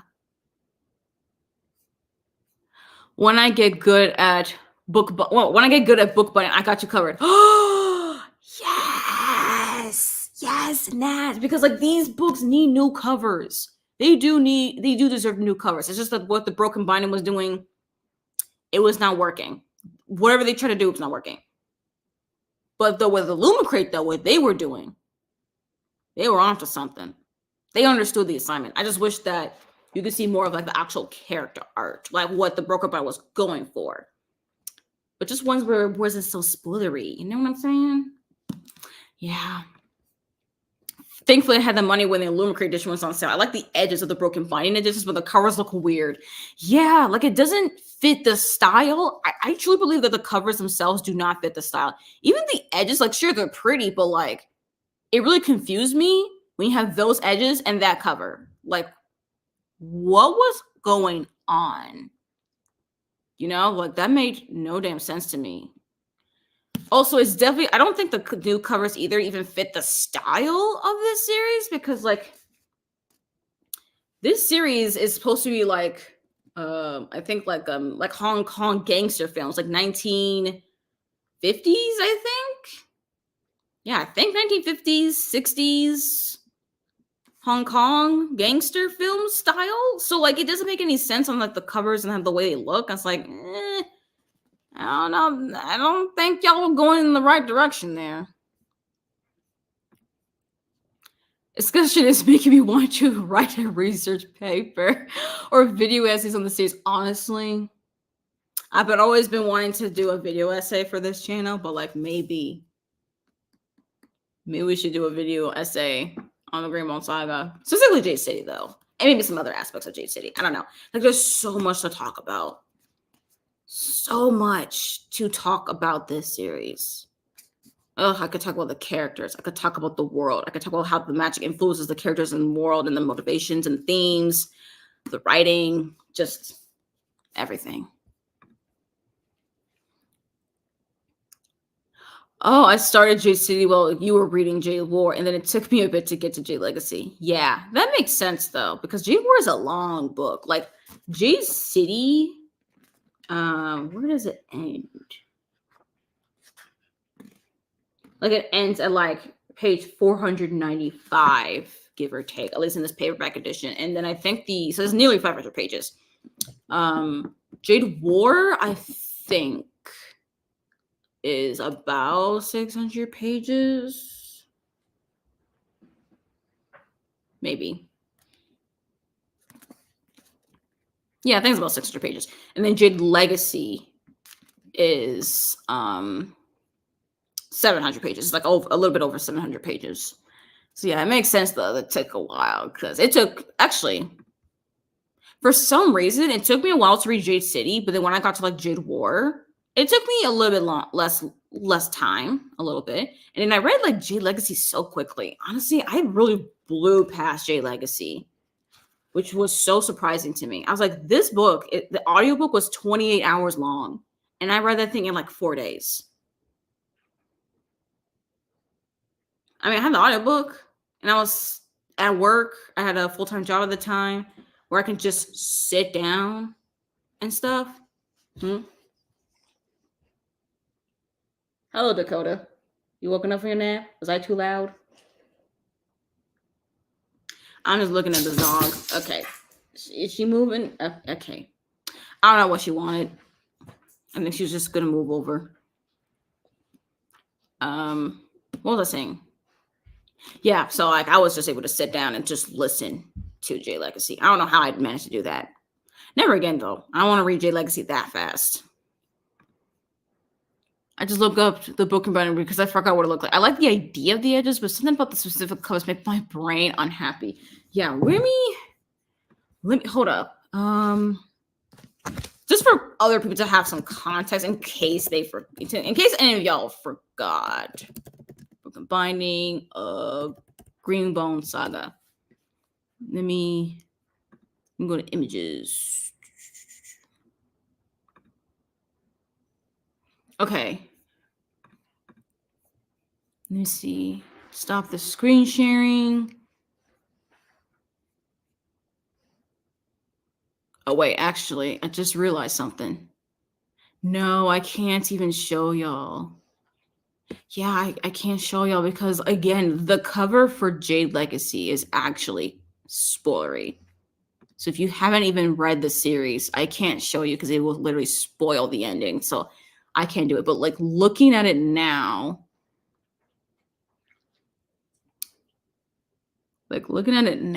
yeah, there's something. Oh, wait, let me actually look at it different. There we go. Like I get the idea of the green, of course, consistently, because that's important. But there are these other mosaic, like stained glass window like colors that I'm just like, it's just kind of clashing, and the style also of these characters does not look as cohesive, and it doesn't even match the style of the front cover. So you're getting like two separate styles. I have no idea who thought of that, but oh gosh. Yeah, what were we thinking about the Jade Legacy cover? Like, why on earth are they going to spoil that? That's such a huge spoiler. Like, even if you only read the first 2 books, that completely spoils the rest of the series for you, just on the cover alone. Like, I guess they're only making it for people who already read the series, but like, what are people who like are subscribed to the box? They haven't read the series. Maybe they've heard of it, but I still haven't read it, and then you just completely spoil it. Like, I know it's been a couple years since the ending of Jade Legacy, but like, why are we gonna do like that?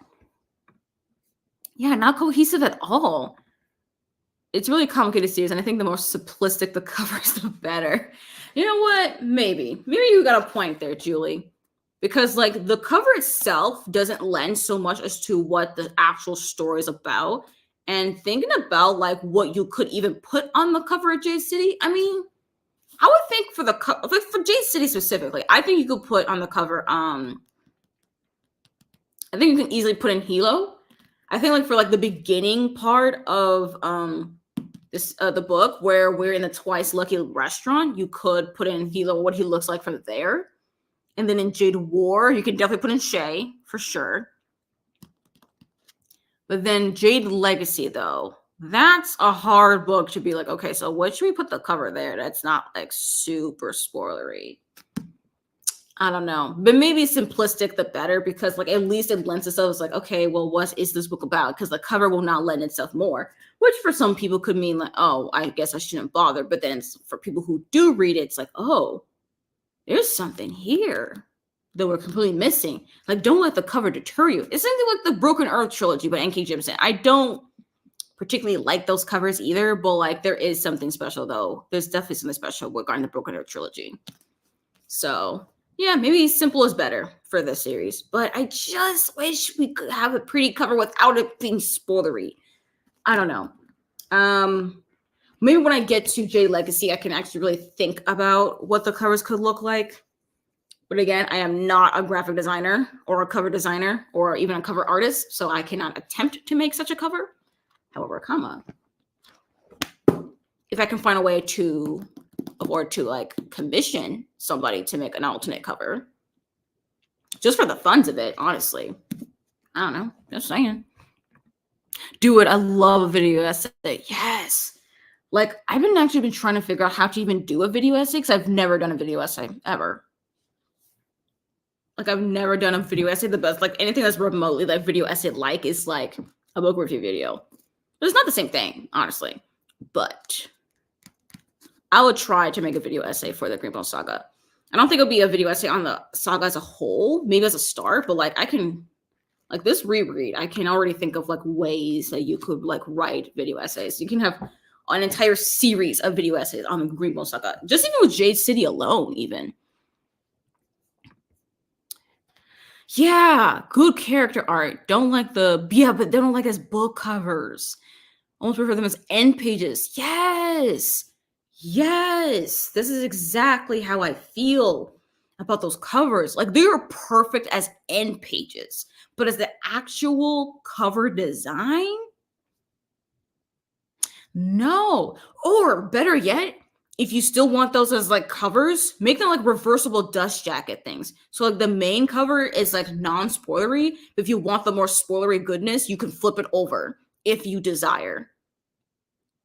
Okay? And that way when people do their unboxings and they trying to show you the reversible dust jacket, they can easily quickly, if they've read the series, they know like, oh, maybe I should not, show the cover for Jade Legacy if they're going to stick to that one. But I do hope though they redo the Jade Legacy one, because they could have chosen something else.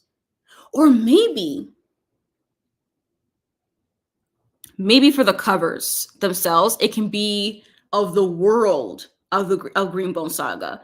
Like for Jade City, we can have not quite like the map of KCON, but we can have more like see the skyline, which like you can't quite see that here. Actually, there's no. I think it's supposed to represent like a temple, because I don't know. I never really am sure what the actual cover of this book is supposed to really look like. I just see the lightning and the green, and it's just like stones in the background, even though it's mostly dark. I don't know. I just think that if you can make like not like a skyline, but like some sort of like an interesting view of John Loon for this one, since again, it's really more isolated to the city of John Loon specifically. And then in Jade War, you can easily show KCON as the country itself. And then for Jade Legacy, you can show the entire world. Like we literally get a map. I mean, maybe then I guess that's why they don't bother with that, because you already get maps in the thing. You even get maps of the city of John Loon itself. But like this is just a map though. We can have like a very interesting skyline or something. I don't know. I'm just saying. I don't know. Yeah, they look like end pages. Exactly. Oh, I read Jade War in 2 days. I was scared of Jade Legacy, and I was right to be. The way when I actually finished reading the Greenbone Saga in 2022, and then I was watching booktubers who were talking about the Greenbone Saga, and they was like, oh, I haven't read Jade Legacy yet. And I'm just like, look, y'all, I know it's scary, but like, I need y'all to read J Legacy. I cannot be the only one that has these feelings inside me. I need more people to read J Legacy. And it's still, even in 2023, I was like, y'all still haven't read that J Legacy yet. 2024, I don't even think about it no more. I'm just like, look, either you read the ending or you're not.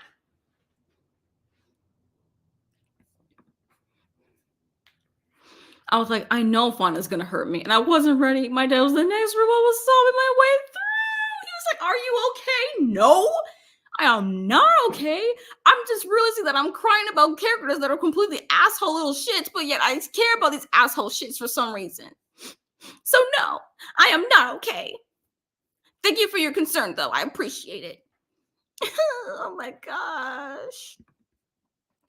Yeah, see these scallops and background pieces and things like that. Yes, I feel like that'd be a really cool cover because, again, this is an urban fantasy series. Urban fantasy. So we should see more of the city or the landscape of like the country, the world itself in the covers. I'm just saying. And you can have the character art as the end pages. And those can be as spoilery as you want if that's what y'all prefer. But like, I don't know, or you can not have such, or maybe you can have like light spoiler end pages, and you have more like interior character art like within the pages themselves. I don't know, just ideas. I don't know on how much it will cost to make something like to commission something like that, but I mean, I don't know if you're a pretty expensive book box and stuff, especially if you ship from the UK. I just think you could put a little bit more effort there. Just saying. All right, I'm gonna stop my shade. Video essays are top tier. Truly, I love watching video essays. It's just that it's so hard for me to actually think of like, wait, how do I make an actual video essay? Like scripting it, filming it, editing it, getting all the clips and things. Especially for a book series. How do I do a video essay for a book series? I mean, there is some character art. I just need to make sure I credit the artists. We shall see. Things to consider for sure. Ooh, character art page overlays would be cool. Yes, overlays. Overlays. Yes, for sure. Alrighty. Okay, let's see. We've done a lot of talking.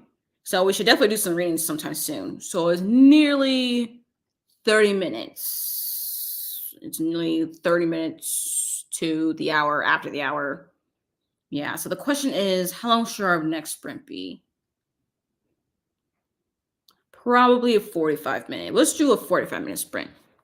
So, okay, the way that this is set up right now, because the table itself is low in this living room, because that's where I have y'all now to charge this laptop. So it is a little bit wobbly because I have books stacked on top, so stacked underneath it. So, you know, we're just gonna try not to do too much. Nope, that's the wrong thing. There we go.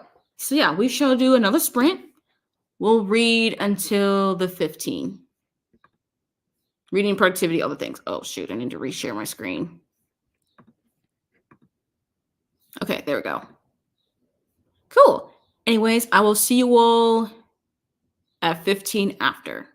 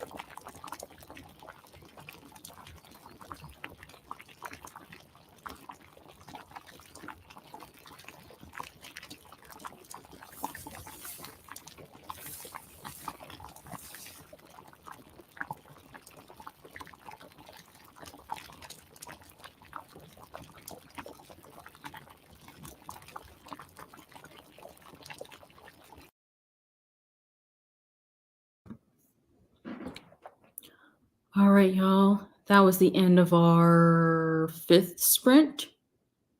Yep, that's the end of our 5th sprint. Please let me know in the chat how far you all have gone in your reads. Just came in, still reading, well, still rereading Jade City. Have a couple more tabs. What happened? I'm trying to remember what even happened the last time.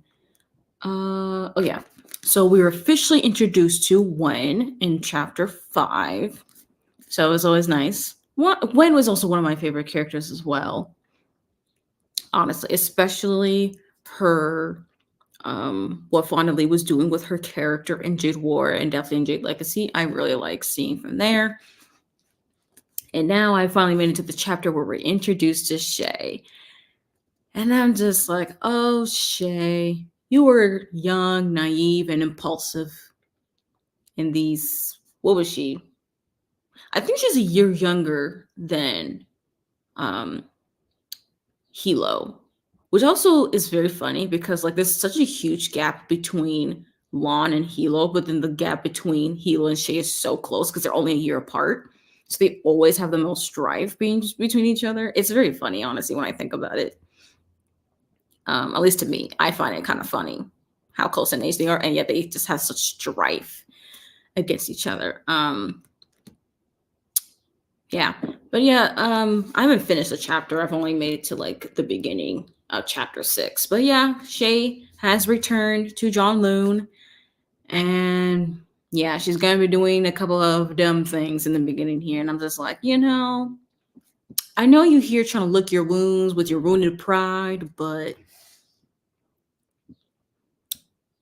can we do something here? I don't know. Like, oh gosh. Like, I know it's definitely embarrassing with the way that she even left John Loon, specifically K-Con in general. That whole situation. And then coming back, it's like, yeah, there's some hurt feelings. We're gonna need to talk to some big feelings.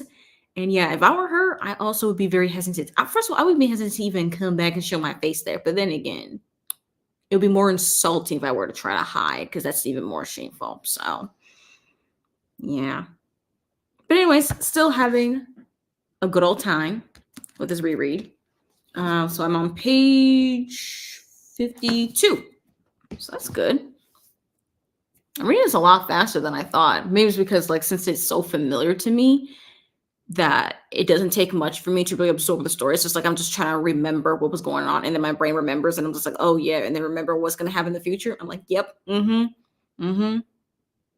rereading is such a fun thing. I really should do more rereads actually because I get through the reread a lot faster. I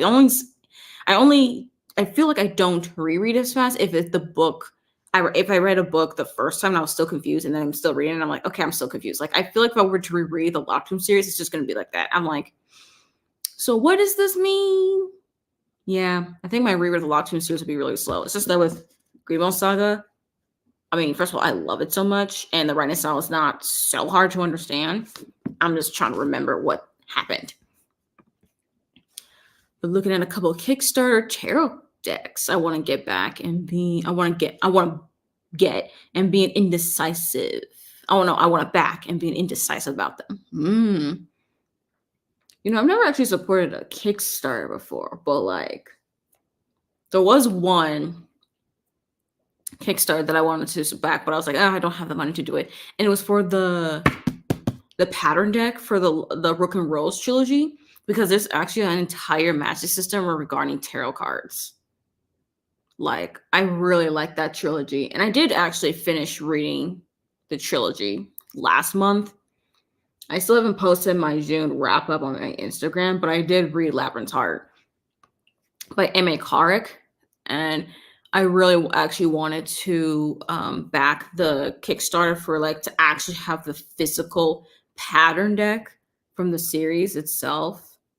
I want to back that Kickstarter, but I was like, I don't got money to back it up, and especially to the tier where you can actually get a deck, and I'm just like, I don't got that money, unfortunately.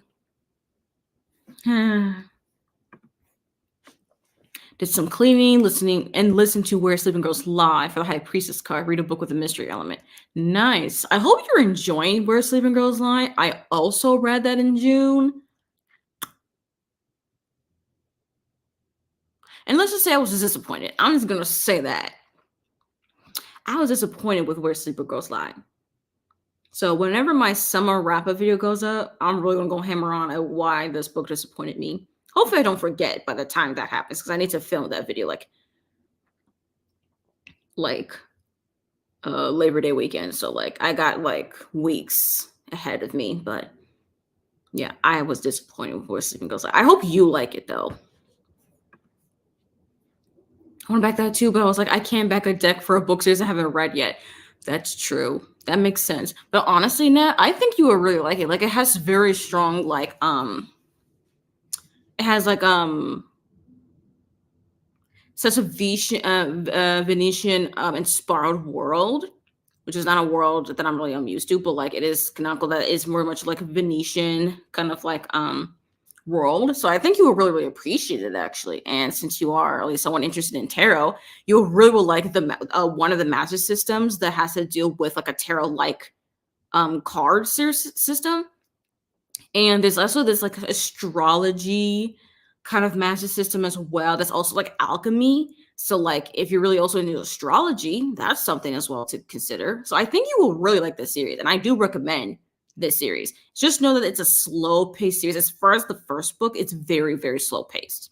The second book, it's a little bit faster. Still a little bit slow, but like it's faster than the first book, which is The Liar's Knot, which is my favorite in the series. And then The Labyrinth's Heart is pretty much a lot faster than both of those other books combined. So it gets faster as you like continue on with the series. At least it feels faster to read. But that first book though is really slow. So definitely take your time with it. And I do recommend the audiobook as well if you could do like a hybrid read, because the audiobook has accents, so you're able to differentiate who's doing what accent, because there's like 3 kind of like racial groups within the world as well. Like we have like the nobility, we have the people who are like mixed blood of the indigenous people, and then we have like the indigenous people kind of like group as well. And they have various accents even outside of that too. Like you can really hear it. So I definitely recommend reading that series if you have any interest. Really interesting. I'm hoping I'll finish it soon, so it'll be good to hear your thoughts. Yeah. Okay. There we go. Yeah, I was just disappointed with Where Sleeping Girls Lie. And I did hybrid read it. Like I had the physical copy, and then I also borrowed the audiobook from my library. And I was really disappointed to the point I actually unhauled it recently. So I no longer even have it on my shelf. And I got it this year. Like, I don't understand. I don't know what happened. But I don't know. I just hope you like it. Oh, Pauline is back. Yay. Yeah, that sounds like right up my alley. I'm hoping to get to it before the end of the year. I love astrology, so I'm excited. Yes. I hope you really, really like it though, because like the astrology stuff is really much also kind of connected to like this alchemy thing they have going on, which really confused me, but it's still really, really cool. I think you'll really like it. Ooh, you also love slower paced fantasies. Okay. Habit read definitely sounds like the way to go. Excited to get to it. Okay, I hope you do, and I hope you really enjoy it. At least read the first book. Just like see if it's of interest to you. And if you do really like that first book, continue on with the series. Just saying.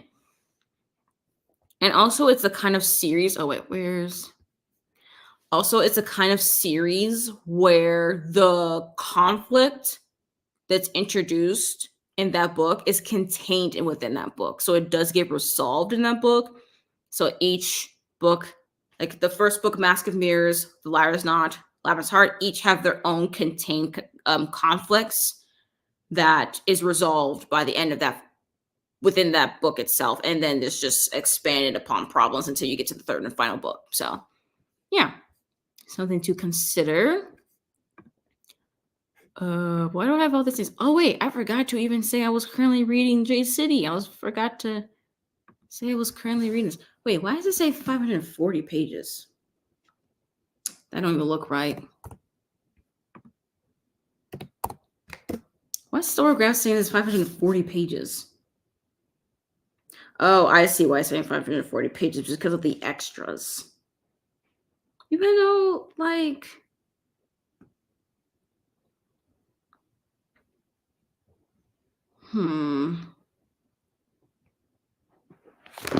whatever. But, like, it's still shorter than that. I do have the first book of my physical TBR. Yes, nice.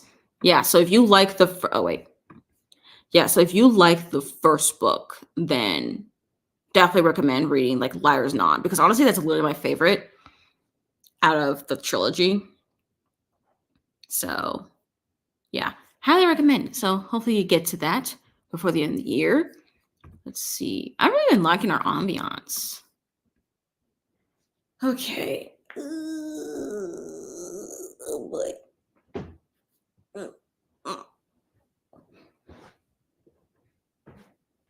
Oh gosh.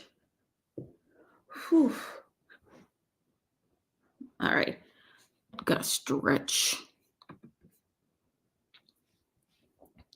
Got some book mail from one of my book subscriptions. It's called Tongueless by Lao Yi Hua, translated from Chinese by Jennifer Feely. Apparently a mystery thriller. I've never even heard of this book. Tongueless? Oh,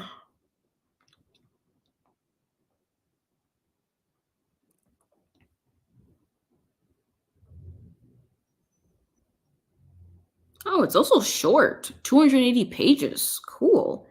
What is this about? A gripping psychological thriller that sheds light on the current political situation in Hong Kong. Ooh, so this is a literary thriller.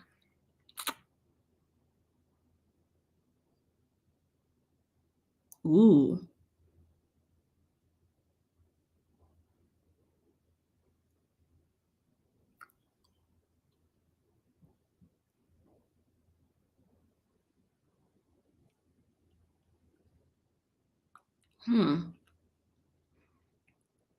Okay. Okay, this is actually really cool. It's not a lot of reviews. There's only 10 reviews, at least according to Storygraph, people have read. And it seems to be well liked, although since it's so low reviews, no one's actually included any content warnings. So let's see. Yeah, there's people who really love it. There's people who's like, okay. Interesting.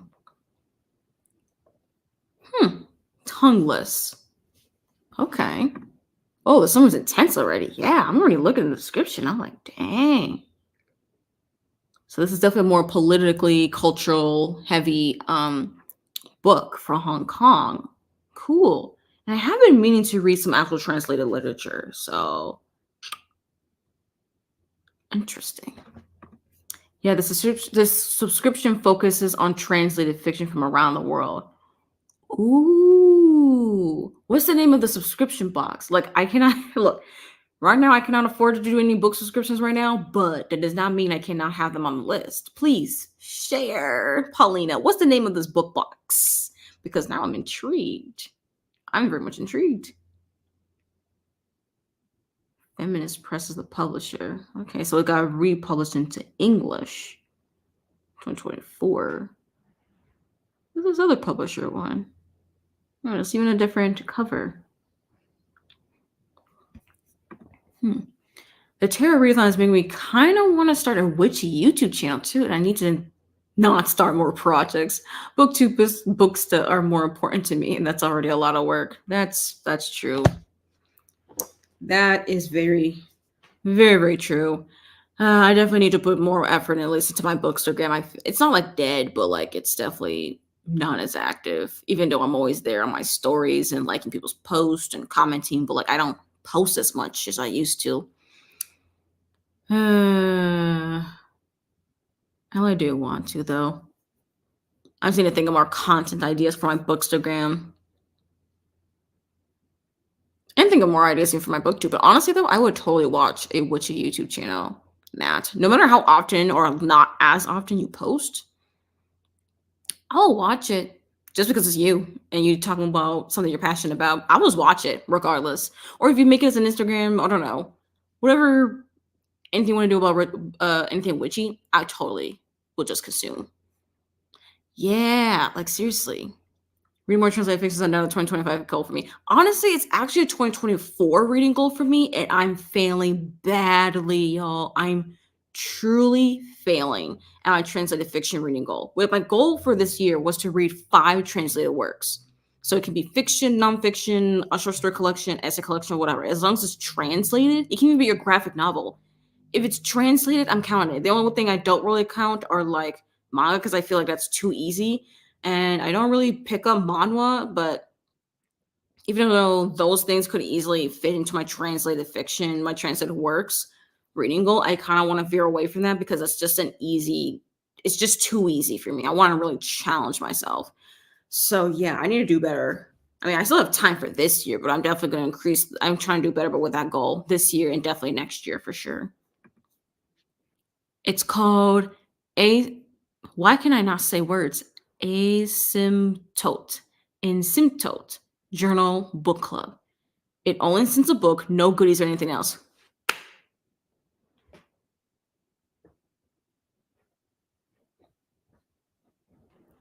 Thank you. Thank you. Like, who needs this extra stuff within a book box? I just need the book. And if there's an author signature play, nameplate, or maybe have a letter to the reader, I'll take that. But don't give me this extra stuff that I know for sure is just going to be clutter and I don't have room for clutter. Okay? No. Just no. Thankfully, it's just the book. I will take just the book. Thank you very much. I don't really post a lot of books, so just whenever I'm excited about something, that's also very fair. For me, I just want to be a little bit more active on posting on my Instagram. For lately, at least this year, I just been posting any like ARC reviews I get. I just put my honest reviews on there. Although I did finish an arc last month and I still have not posted my full-fledged review because I was really excited for that book and it disappointed me. Even though it has promise, but yeah, so I'm trying to figure out even how I'm going to review it. I did like a quick review on like NetGalley and even on my Storygraph, but I need to really think more because like my Instagram arc reviews are a lot more. I mean, it's a lot longer than like my NetGalley or even Storygraph reviews. But my Instagram ones, they're longer, and I get a little bit more. I won't say details the right word because I don't get to be spoilery, but like I feel like I've written it in a way that like feels like it captures my full thoughts on the book without it spoiling as well. And that way I can also know like, oh, this is how I'm going to recommend it to people. And I still have not read that review, and I'm like, ugh, it already took me so long to read it. I don't know how I'm going to read. I mean, again, I'm just being honest, but just I don't know how to write it. I'm procrastinating. I'm getting new phones on Instagram because of Disability Pride Month, and I'm like, I gotta post stuff again. Or you can just like post the one thing and or two things, and it's like, well, here I am. Because honestly, did I even post anything during Pride Month? Because I wanted to post stuff actually for Pride Month besides like arc reviews. What did I even post in June? So I pasted my May wrap up.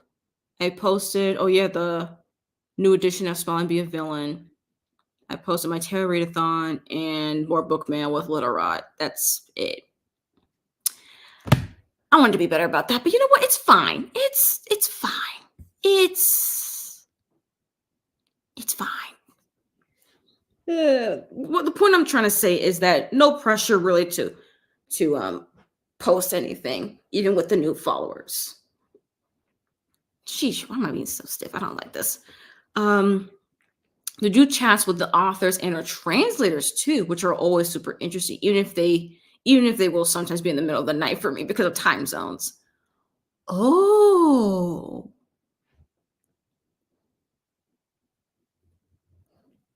This is interesting. I'm intrigued. When I get enough money to subscribe to book boxes again, I'm definitely checking them out. Thank you, Paulina. Thank you for sharing with the class because this is awesome. Maybe I can think of ways to tie in witchy stuff to book stuff. I think there are ways, or just post on the witchy stuff, the witchy YouTube whenever I have the time. Hey, that's always an option, like if there's like a side channel to like your main channel, you can just post whenever. It doesn't have to be such like high maintenance, yes. Or like even connecting to books up, because that is a hard thing. For me, the way that, I don't know if tarot is really witchy. To me, I don't really find it witchy, but then again, I don't know. My definition of something witchy is different than most people. But for me, how I connected tarot to books was my tarot cards giving recommendations video, which I made towards the end of last year, because I was doing like monthly tarot polls. So like kind of like we were doing the tarot readathon where we do daily polls. I do that but monthly instead of daily. And I kind of thought to myself, okay, so this is like the upright reverse meaning of each card, and I'm reflecting the card within the month. And I'm like, wait a minute, let me think of some like book recommendations. Like if you were able to pull this card, get the meaning of the card, whether you get it upright or reverse, what are like some books I could recommend to people? That's kind of like what I was thinking like tarot. I haven't even thought of doing that again for this year.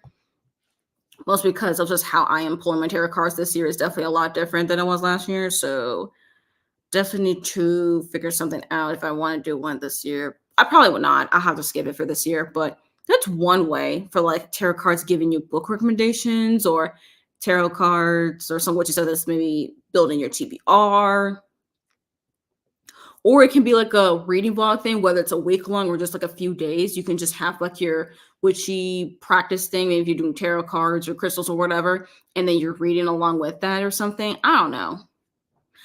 It depends on what you really want to create. Honestly, that's just a couple of ideas. Honestly, that's kind of all I really know. Again, I don't really know much regarding to witchy stuff personally. So I don't know. That's just what I just think. Okay, I'm a little over, but I appreciate the encouragement. You're the best. No problem. Wait, can it? What? I think this thing's, hold up.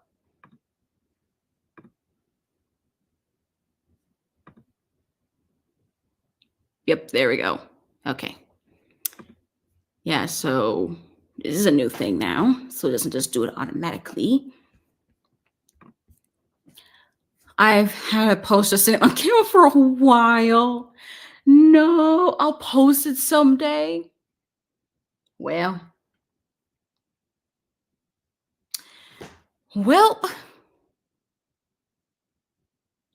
that's just a statement right there. Sometimes you just have something sitting there. You're like, it'll be posted one day. For me, it's not a posted one day. I'm just like, well, if it doesn't see the light of day, I'm deleting it. Which I'm just like, dang. But then again, that's more vlogging, so that's kind of different. I feel like it was more standalone content. I probably won't. Actually, no, I still would delete it. I need to be honest with myself. I'm so bummed I didn't get to do Pride Month content, but I started the PT. Why am I feel like I know what PT stands for. The PT. Why am I not? Okay, I don't know. And that was taxing to say the least. I'm not sure what PT is, but it does sound taxing. But yeah, I really wanted to do better with Pride Month content. I didn't even do a Stitch Day post. Like I did Stitch Day reading sprints, but I didn't post on my Instagram like a Stitch Day thing, which I'm just like, why did I not post on Stitch Day? I guess I was just really excited that I was doing reading sprints for Stitch Day for the first time on my channel. But then I never actually posted something on my Instagram. What's up with that? Anyways. Oh, physical therapy. Okay. Yes, that makes a lot of sense now. And yeah, you've been saying about like the physical therapy thing physical therapy is it's been very stressful for you. So yeah, that definitely makes some sense. Well, then if that's the case, then you have to give yourself some slack with not doing much Pride Month content. Honestly, I was like, well, it is what it is. You know, it's like, well, it is what it is. Just didn't have the energy, unfortunately. It still sucks though, regardless. Probably my favorite subscription. Nice. They're not super popular because they don't advertise special editions or anything like that, but I found some gems with them. Nice. And sometimes the really good translated novels out there are not the more popular ones. Even the popular ones, people don't even know they're even translated. So, honestly, I'm here to find some underrated gems within some translated fiction. And I would not mind subscribing to a book box if that means I get to find something very interesting. Even if I end up DNFing it, it's like, well, I tried, didn't I? Where am I going? I've mostly been posting on my Instagram stories. Yeah, same here.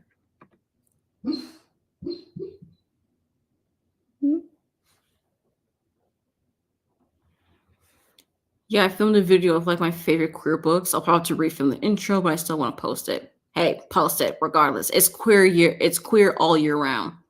Post it. Whenever you're ready, post it. Oh yeah, the book I'm currently reading is translated and I didn't know until halfway through. That's the thing. It's like there's really popular translated novels. You're just like, wait, this is translated. I'm like, yep, it's translated. They just sneak it in on you like that. That's hilarious. I actually find it very interesting. I was like, huh. If I wasn't actively paying attention, I really could have missed out the fact that I was reading something translated. Dang. And I have been tracking for this year, and so far, no translated novels. So that sucks. Although I did DNF a couple books that were translated, so maybe I should extend my reading goal to include DNFs. I also filmed a video organizing my new bookshelves, and now I already want to reorganize. Well, as someone who reorganizes their shelf quite often, I feel that. That's why I can never do like a reorganizing my bookshelf video. First of all, I only have the one shelf. And the way I organize it is so contained to just the one shelf that I'm just like, there's only so much I can move around these books, y'all, with one shelf. And maybe in half with that white shelf, but there's only so much I can reorganize. But dang, though. That must really suck. It's like, wait, I organize it and now I want to reorganize. You know what? I think you could still post that video of you organizing your new bookshelves. And then whenever you want to reorganize it, you can film it and then just wait like maybe like a few months after that initial reorganization video went up. You can post the other one. People won't even know the difference on how they were actually. People know the difference. I wouldn't have known the difference. Honestly, it's like, well, no one's gonna know the difference if you want to like refilm. If you want to film that reorganized one. But like if you just have the first video of you organize it, post that one. No one needs to really know that you're reorganizing. Even if it's like in the background of the videos and it looks different from that organization video, no one's gonna say anything. At least I don't think anyone's gonna say anything. I was so proud of myself for shelving all the books I bought the past 2 weeks, only to realize that the fact I forgot to include them in my tracking spreadsheet and Storygraph. Oh no, and then you get to backdate all that. Oh no. Oh jeez. That's why for me, I'm just like, no, I need to know. This is why I'm like, I need to keep track. First of all, I already have a spreadsheet as far as like the books I buy this year, the books I'm borrowing, the books I've unhauled, which actually I will have a video. Hopefully it will be up next week because I still need to refilm it. I need to do a video. I'm planning on doing a video of my mid-year stats and reflections, and it will be talking about like the books I have been buying and stuff like that because I have been keeping track. But yeah, the fact that if like you recently bought books and then you put it on the shelf and then you did not put it in the tracking spreadsheet or even on Storygraph, so you know when you got the books, it's just like, which honestly I need to do better by actually with like the owned books thing on Storygraph. I need to do better by that. because then it'll be really cool because there's an added stat on like the books I read that of ones that I've owned versus I've not owned. But like I don't even fully track that either, but it'll be nice. But then I also on-haul books, so then I have to periodically like change the books that are already owned because it's like, well, I no longer own it. So maybe we could just leave it. Be like, well, I used to own it. Maybe that's a memory sake. Be like, oh yeah, I forgot I used to own that book. Who knows? I barely touch myself. I have 3 books just sitting out where I want them to go, but I haven't actually found a place for them. Well, sometimes it's just be like that. It's like, you don't fit there. You don't fit there, especially the way I organized it, but you're going to fit somewhere. Hopefully. But yeah, that's a feeling. I just realized I have to update my book tracker. I know this is probably so out of date. Oof. Okay, I need to lie down my neck. I cannot be leaning so much. So we're going to put y'all here in my lap. Okay. But yeah, dang though. Yeah. Oh boy. I mean, maybe you could start that if you can. I don't know necessarily how out of date your Notion book tracker is, but maybe in the next sprint, you can take some time to maybe update it at least a little bit. I don't know, but it might be too long. So it's like, do I want to start that? I don't know. Thankfully, the reversed goal for Team Pentacles is to reorganize my shelves. I just need to do it sooner than later. I do remember that being on there. And a part of me wanted to be in Team Pentacles, just since it's like an earth sign thing. And my rising is an earth sign. So I was like, I do easily just reorganize my shelf. That would be like an easy 10 points. But I really kind of wanted the fire sign ones. Or maybe I should have been swords. I don't know. I really was not sure on what team I wanted, but for sure, for some reason, I did not want to be on Team Cups. I don't know. I don't have many water signs on my full natal chart, so I'm just like, should I be on Team Cups? Probably not. But then again, though, Team Pentacles or Team Swords would have been a pretty good alternative. We shall see about future years. This is what I did. I literally went through all my shelves and marked them owned on Storygraph and added them to a spreadsheet. I also on a whole bunch during that process. Okay, there you go. So at least it's updated at the same time. Probably not as bad as I think. So probably update Notion next, right? Nice. All right, let's go. Oh, wait. Let me see. Ugh, I don't like when they have to put in this thing for me. Yep, there you go.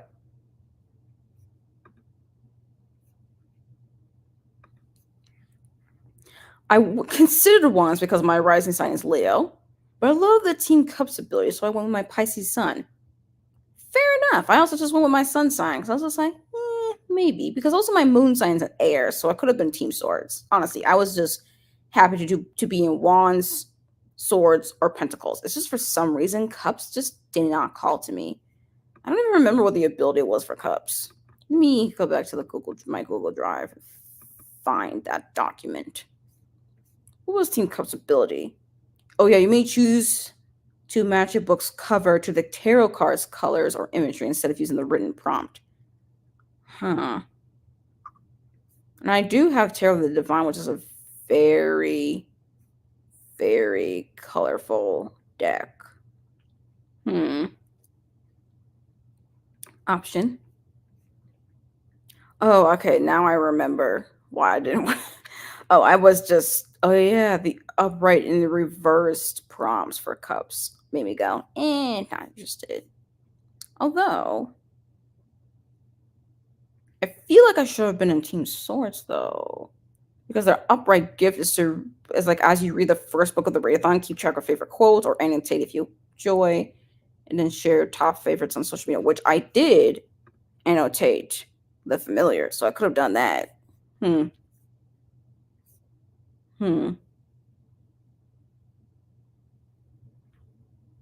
Or could have been Team Pentacles for their abundant luck ability. I don't know. The abilities were just so interesting. I just couldn't pick one. If only I shelved all the new books in the same spot. Maybe I'll talk of this later. You know what? Yeah, do it later. You don't need to do it right now. Do it later. But oof, though. Yeah, they're not even in the same spot. So you really have to look for them. Yeah.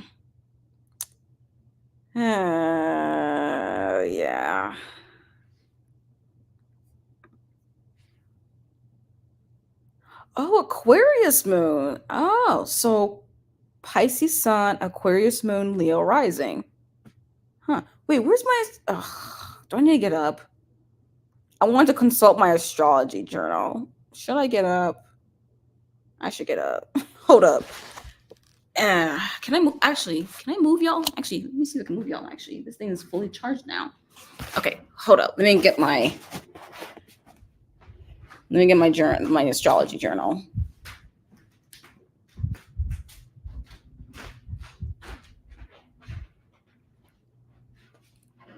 Okay.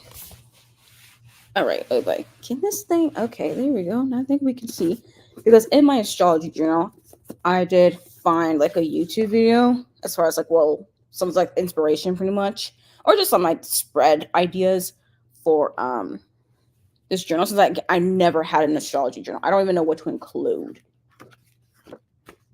Let's see. Which maybe I should actually show this one day in like a video diary. I still need to actually do a video diary for the summer. But I'm currently vlogging something, so thinking that vlog's on hold. So honestly, I should just do it anyways. It doesn't matter. Why am I trying to like? What am I trying to find? No, those are themes. Those are different.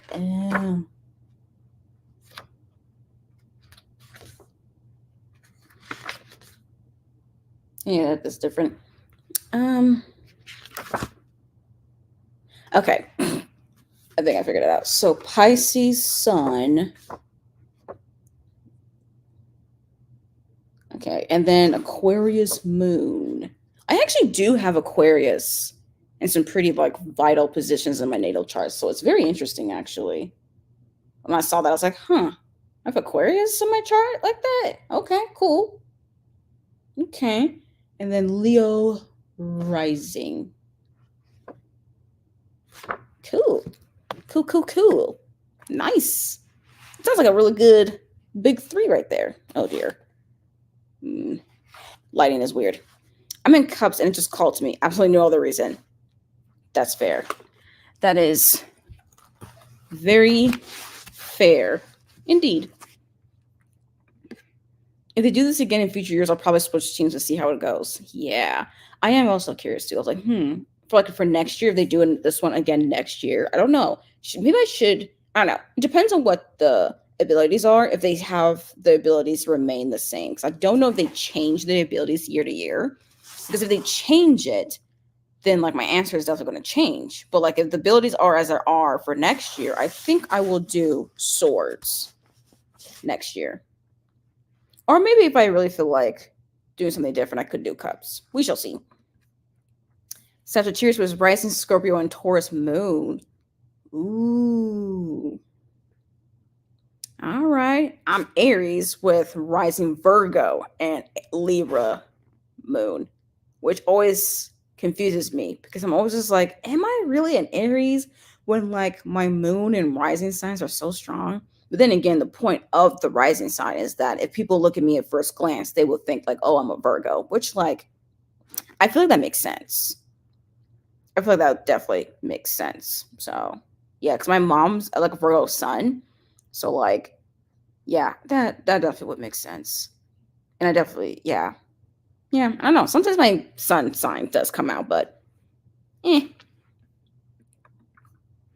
Actually, a lot of Aries in my chart. Mercury, Venus, and Jupiter. Dang. What is... I think I also have an Aries. I think Aries is also in Venus for me. But it's only Sun and Venus. That's pretty much it. It's not showing up in any other planets on my chart, so... Huh. That's interesting, though. You have a lot of Aries, though. Like, you have Aries in pretty strong planets. Like, Mercury, Venus, and Jupiter. That's very strong planets. Right? Where's my... Yeah. Mercury. Yeah. Those are pretty strong planets, especially Mercury and Venus. Virgo, Sun, Leo, Moon, Sagittarius, rising. Oh, okay. Okay. Yeah. I mean, I don't fully understand because, again, I'm still learning about astrology and things. That, hence the journal. I'm trying to understand. But, I mean, Julie, you always give me some sort of fire energy, so like it makes sense. But the fact that you're Virgo Sun, though, I don't know my mom's own chart though, so I can't even compare. But Leo Moon, though, cool. That's real cool though. So that means you have two fire signs as your major, is your big three, and then you have your earth sign as the sun. Nice. Yeah, you do have that earth energy. I really do. And I'm just like, yeah, that's why I'm always looking to myself like, wait, am I really a sun's like, is my sun sign really a fire? Like, I'm always so confused. But then again, I feel as though my Aries energy comes out every once in a while. It's just that, okay, no, don't do this to me. Don't tell me my connection is unstable. I'm right by the routers, like right over there. But yeah, I really do. I do feel like I have such strong earth energy. And then, of course, my moon is an air sign. So I'm just like, and especially Libra, I'm just like, of course, why not? Sure. I'm still not, I'm still don't understand my Aries sun, but you know what? You there. You exist. I'm in the in between of Sagittarius and Scorpio, and I ended with 3 Scorpio in my chart. Don't know what all that means though. Rising, Mercury, and Pluto. I don't know. Some of these like smaller, these more minor planets that I don't hear a lot of people talk about in regards to astrology always confuse me because, like, for sure, the ones I know for sure, like, you know, like Sun, Moon, and like your ascendant. But that's more regarding the houses, though. But although I am learning more regarding like Mercury and Venus, even Mars as well, I'm just not totally sure on like Jupiter, Saturn, Uranus, Neptune, and Pluto planets and what that means. But I am learning though, so that's something. But you're in between of Sagittarius and Scorpio, You'll probably be like one of the like on the cusp in between the signs, probably. Yeah, I'm still not totally sure what any of this stuff means. I'm just writing down the notes, and hopefully over time, it all makes sense. We shall see. I only have a minimal grasp, yeah, because it's just a lot of information, honestly. And even with the stuff I have on here, it's very much like simplified, which maybe I should probably have more pages on here, with more detailed explanations, because I'm still a little confused. But I also use like as a moon journal too, so like I also like to journal, just try journaling during moon phases. Like right now, I think we have the new moon, so I want to try journaling during like these particular moon phases, like new moons, first quarter, full moon, last quarter, stuff like that. So we shall see. I'm an astrology book. I'm currently working my way through, and I love the way it's organized, and like the graphics of it are really cool. I have heard of a journal. Actually, one of the YouTubers I have found to find like spreads for my own astrology journal has also tried out this astrology planner kind of thing, and it's super detailed. And I'm like, that looks actually really, really cool. I would not mind actually getting that because it really would save me a lot more trouble into understanding things. But I don't know. I think it'd just be cool to work through. Did I save the link? Dang it, where is it? Okay, I didn't even put on that. Okay. Well, oh, maybe it's in my wait, maybe I put it in here. Nope. Of course I didn't. Of course it's not in there. Of course not. I'll need to find it. I'll find the video. Me being a Virgo makes a lot of sense, but I do get the fire energy. I'm just saying. I see it. I'm learning more about tarot, though. One day I like to give my birth chart interpreted, though. True. Because I did get it calculated for me, but I don't fully understand what that means. But yeah, though, interpreting a birth chart, though, I mean, I'm already having trouble just even understand what even things are, what symbols mean. I'm trying to even understand what the symbols mean. But yeah, that's That's a lot of work trying to go through all that.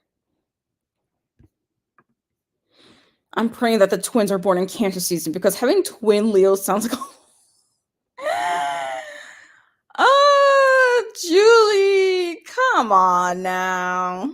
Come on now. I mean, when is okay, Cancer season? Oh wait, I forgot. I actually did write that. I actually made a note of that in my astrology journal actually, because I actually have a spread here. Oh wait, there you go. I have a spread here that actually shows like the moon phases, but also shows like the sun, like where it moves. So right now we're in Cancer, and then the sun will enter Leo on the 23rd of July. Oh, and I also have like when the moon is in certain signs as well. So that's a whole thing that I'm learning. But yeah, I mean, we shall see. We shall see because they have it until like the last week of July, basically. So the twins better be out sooner than later because we already in the first week of July. They have till the end of July, basically. End of July, you're in Leo season. Twins will be a lot. My niece is Cancer. She's the sweetest. So I'm crossing my fingers for you. Not everyone be like, oh no. I mean, like, I don't think I really come across a lot of Leos, honestly, but like they do sound like they're a lot. That could be a lot. All of my best friends are Leos. See, that's pretty cool. I honestly don't care as long as they're healthy, but it's fun to speculate. True. That is true.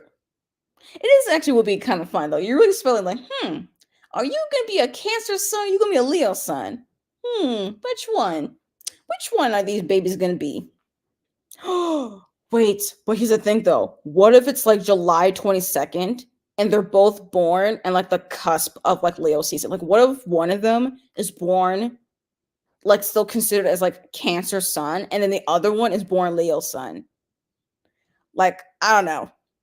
I don't know if that's gonna happen, but like just thinking about like how one of the twins could be born, like I don't know. It could be like literally around midnight. So one of them could be like Cancer sun, the other one would be a Leo sun. I don't know. I think that's kind of fun to speculate. You're just like, wait a minute. That would be hilarious to speculate. So I don't know. I feel like Leo energy is so strong. I've never been shocked to find someone's a Leo. Wow. They are a I think actually, wait a minute. Where is Yes, and that's because for Leos, they rule the sun planet. Like astrology wise, they rule the planet of sun, which is pretty much represents identity and ego. So that makes sense why Leos are like a lot because they rule the sun. They rule like the sun sign. So like, especially if they're a Leo sun, that sun sign gonna come out a lot more. So yep. Ooh, that's so cool. Yeah, thanks. I literally just copied and pasted from like another YouTuber, but like it does help me to at least understand moon phases and stuff. And especially regarding like just the zodiac seasons, just to keep that in track. So that's a new thing I'm gonna try to do. So since it is the second half of the year, I'm like, let's just try this out. My second niece is either gonna be a Leo or a Virgo. I can't wait to look up her birth chart. Honestly, that would be really cool. You're just like, okay, so here's your sun. Let's figure out what your moon is. Okay, then let's figure out your rising. So we gotta know like the exact time that you were born. Okay, it's just rising, and then we can figure out the rest of the things. One of them has dropped, so it could be soon, but it also be a few weeks. That's kind of the stage of pregnancy I'm in. Oof. All right. Well. Okay. Well then, I guess we're just like, yep. We just waiting. Oh boy.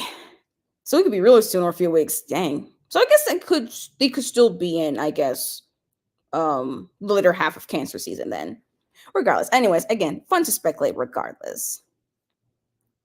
Oh my gosh, that sounds incredible. I would hate the report on different days though. That is true. That will be true. Because I was like, oh. Because like, so I'm gonna hope. I don't think it's gonna happen with you and the twins though. I don't think it's gonna happen, but like it's one of those things I'm just like, wait, but my mind's gonna go there. It's like, wait a minute, what if they were born on different days? And especially on cusp of the seasons. That'd be a lot. I think that'd be a lot. But yeah, it will be really irritating though to have them be born on different days. Hopefully they aren't, because that's gonna get really annoying for future birthdays and things. So We shall see. Yeah, birthdays would be tricky. Yet my doctor said it's time to hurry up and wait. The doctor says, okay, so y'all need to I was like, okay, the doctor really said okay, babies, okay, twins, you need to hurry up and get out of your parent. And I was like, well, as the parent, you need to wait. And it's like, okay, cool. So when these twins coming out? Oh gosh. Hurry up and wait, like for real. I'm like, what do you that's so contradictory, but like, yeah. It's very contradictory and hilarious. But I do love that. I think we're all waiting with you now, Julie. Pretty much. I'm away for it to. I'm waiting. We all here like, okay, well, they do soon, so like, we shall see. But anyways, I think they'll be cancer babies though. I don't think they'll be. I don't think it'll be like late July or early August. I feel as though they're gonna come like a couple weeks. That's just my prediction. We wanted them to stay in as long as possible. But also I look about 10 months pregnant, so I'm ready for them to be out. Not 10 months pregnant. You're right. Because like, yeah, life is hectic, but like, oof, it's one thing to be like, well, life is hectic right now, so we don't want to necessarily have them out, but it's also like, you've been in here for a good long minute. Can we hurry up? Yeah. We're all waiting for you. We all wait and be like, these twins will be very, very cute, adorable, and healthy. Yeah. Okay, let's see. Oh, geez, we've been here for a good long minute. Ooh, this is getting nice. We should most likely do one more sprint, I think. Yeah, it's evening right now. I think we should do one more sprint. And I think we'll be we'll do one more sprint. I'm just trying to figure out how long our sprint would be. I feel like we should do an hour sprint. So, yes, so it'll be like 1 hour. We'll do an hour sprint. Be the final sprint as well. Yes, I might finish a book. Nice. That's what we're here for. We're here to get further into our books and decrease our TBRs. That's what we're here for. At least that's my goal. Anyways. All right. So reading to the 10. I know it's like about to be 8. And right now it's about to be 9 after, but like the 10, but like it's a full hour. So yeah, that'll be our final sprint. And yeah, I will see you all at 10 after. The next 10 after.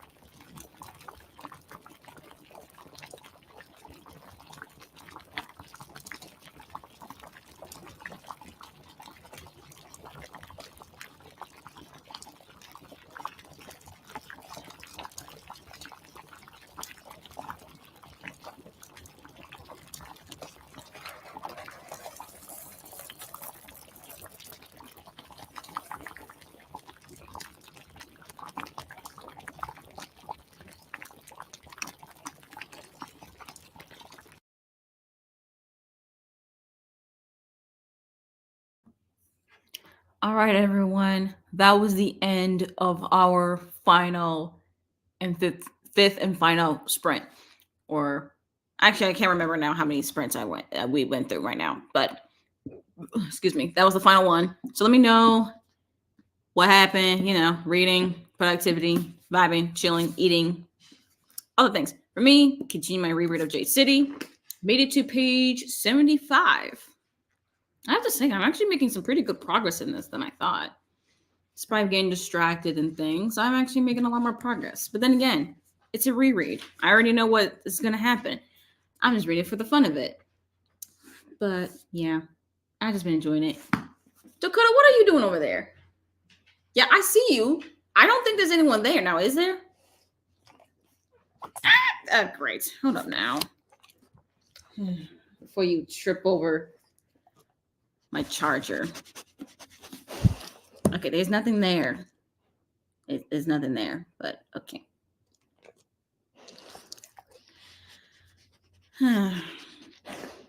If y'all hearing the sounds of a dog, it's because there's a dog here. Oh, yep, there. Okay, you can barely see her snout, but her snout was just there.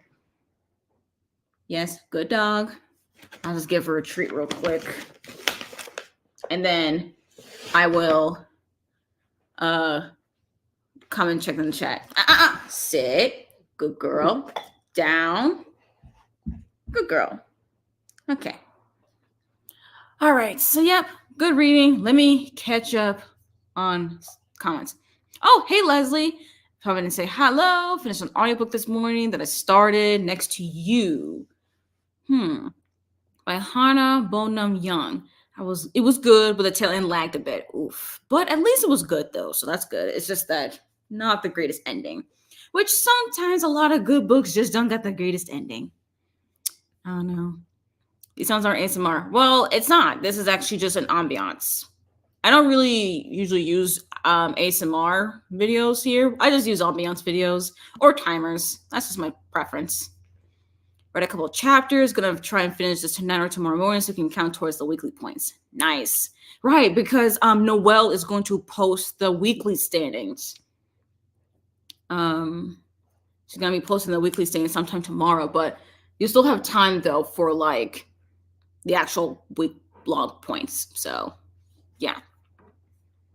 I was able to update my Notion tracker. Literally just finished doing that. Nice. Let's go. All right. So the hour sprint was enough.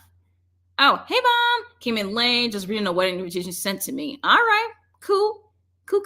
Hey, Mom. What's up? I have 4 pages left in my book. Nice. Let's go. You can definitely finish that within like 15 minutes, 10 minutes. You got this. Honestly, baby's such a pretty doggo. Yes, she is a Bernard Newfoundland mix. And she's an older dog. She's not like old, but she's older. She's like 8, 9 years old. Something like that. So not a puppy. Definitely just full-grown dog for like at least a few years. So that's good to know. She's just chilling here with me and stuff. Just here to chill. Hey, Ma. We're all just chilling here, doing some reading and things. But anyways, thank you all for coming over to the sprints for however long. Did you eat? I'm about to. I'm going to. I've been snacking, but I had breakfast during these sprints because these sprints I've been going on since the morning, and I have breakfast, and I will eat after the sprints are done. Okay, I was thinking about going there, but I was like, I was doing other things. So I'm going to eat later. Good. Jeez, y'all. Dang, Ma. I got to out me like that. I'm going to eat. Jeez. Anyways, like my mom said, I need to eat food. So I'm going to have, it's pretty much dinner time, basically. So yeah, that's just what we're going to do. Thanks for sprints. Thank you for joining me. Thank you as well. Thanks, Nat. So fun as always. Yep. So look at the sprints. I'll eat some food. Take this doggo on a walk and things. And yeah, I do have the next sprint scheduled for 2 weeks from now. Oh, no. Great. I just saw some dog joy on my on my tab, so that's just great. Just a little bit. Yeah, so we'll do some food, walking things, and yeah, do some chilling and vibing. Cool. Anyways, yeah, so I do have sprints scheduled in 2 weeks from now. Yes, it's in the not next Friday, but the following Friday evening. It'll be in the evening next time, and by then I'll be home. So at least this is pretty much the last time y'all will be seeing this background, unless I film a video here, but that's a different story. Anyways, I hope you all have a good rest of your day, evening, night. It's definitely evening for me. So yeah. Anyways, have a good day, and I'll see you all in my next video or reading sprints, whichever one comes first for you. Bye.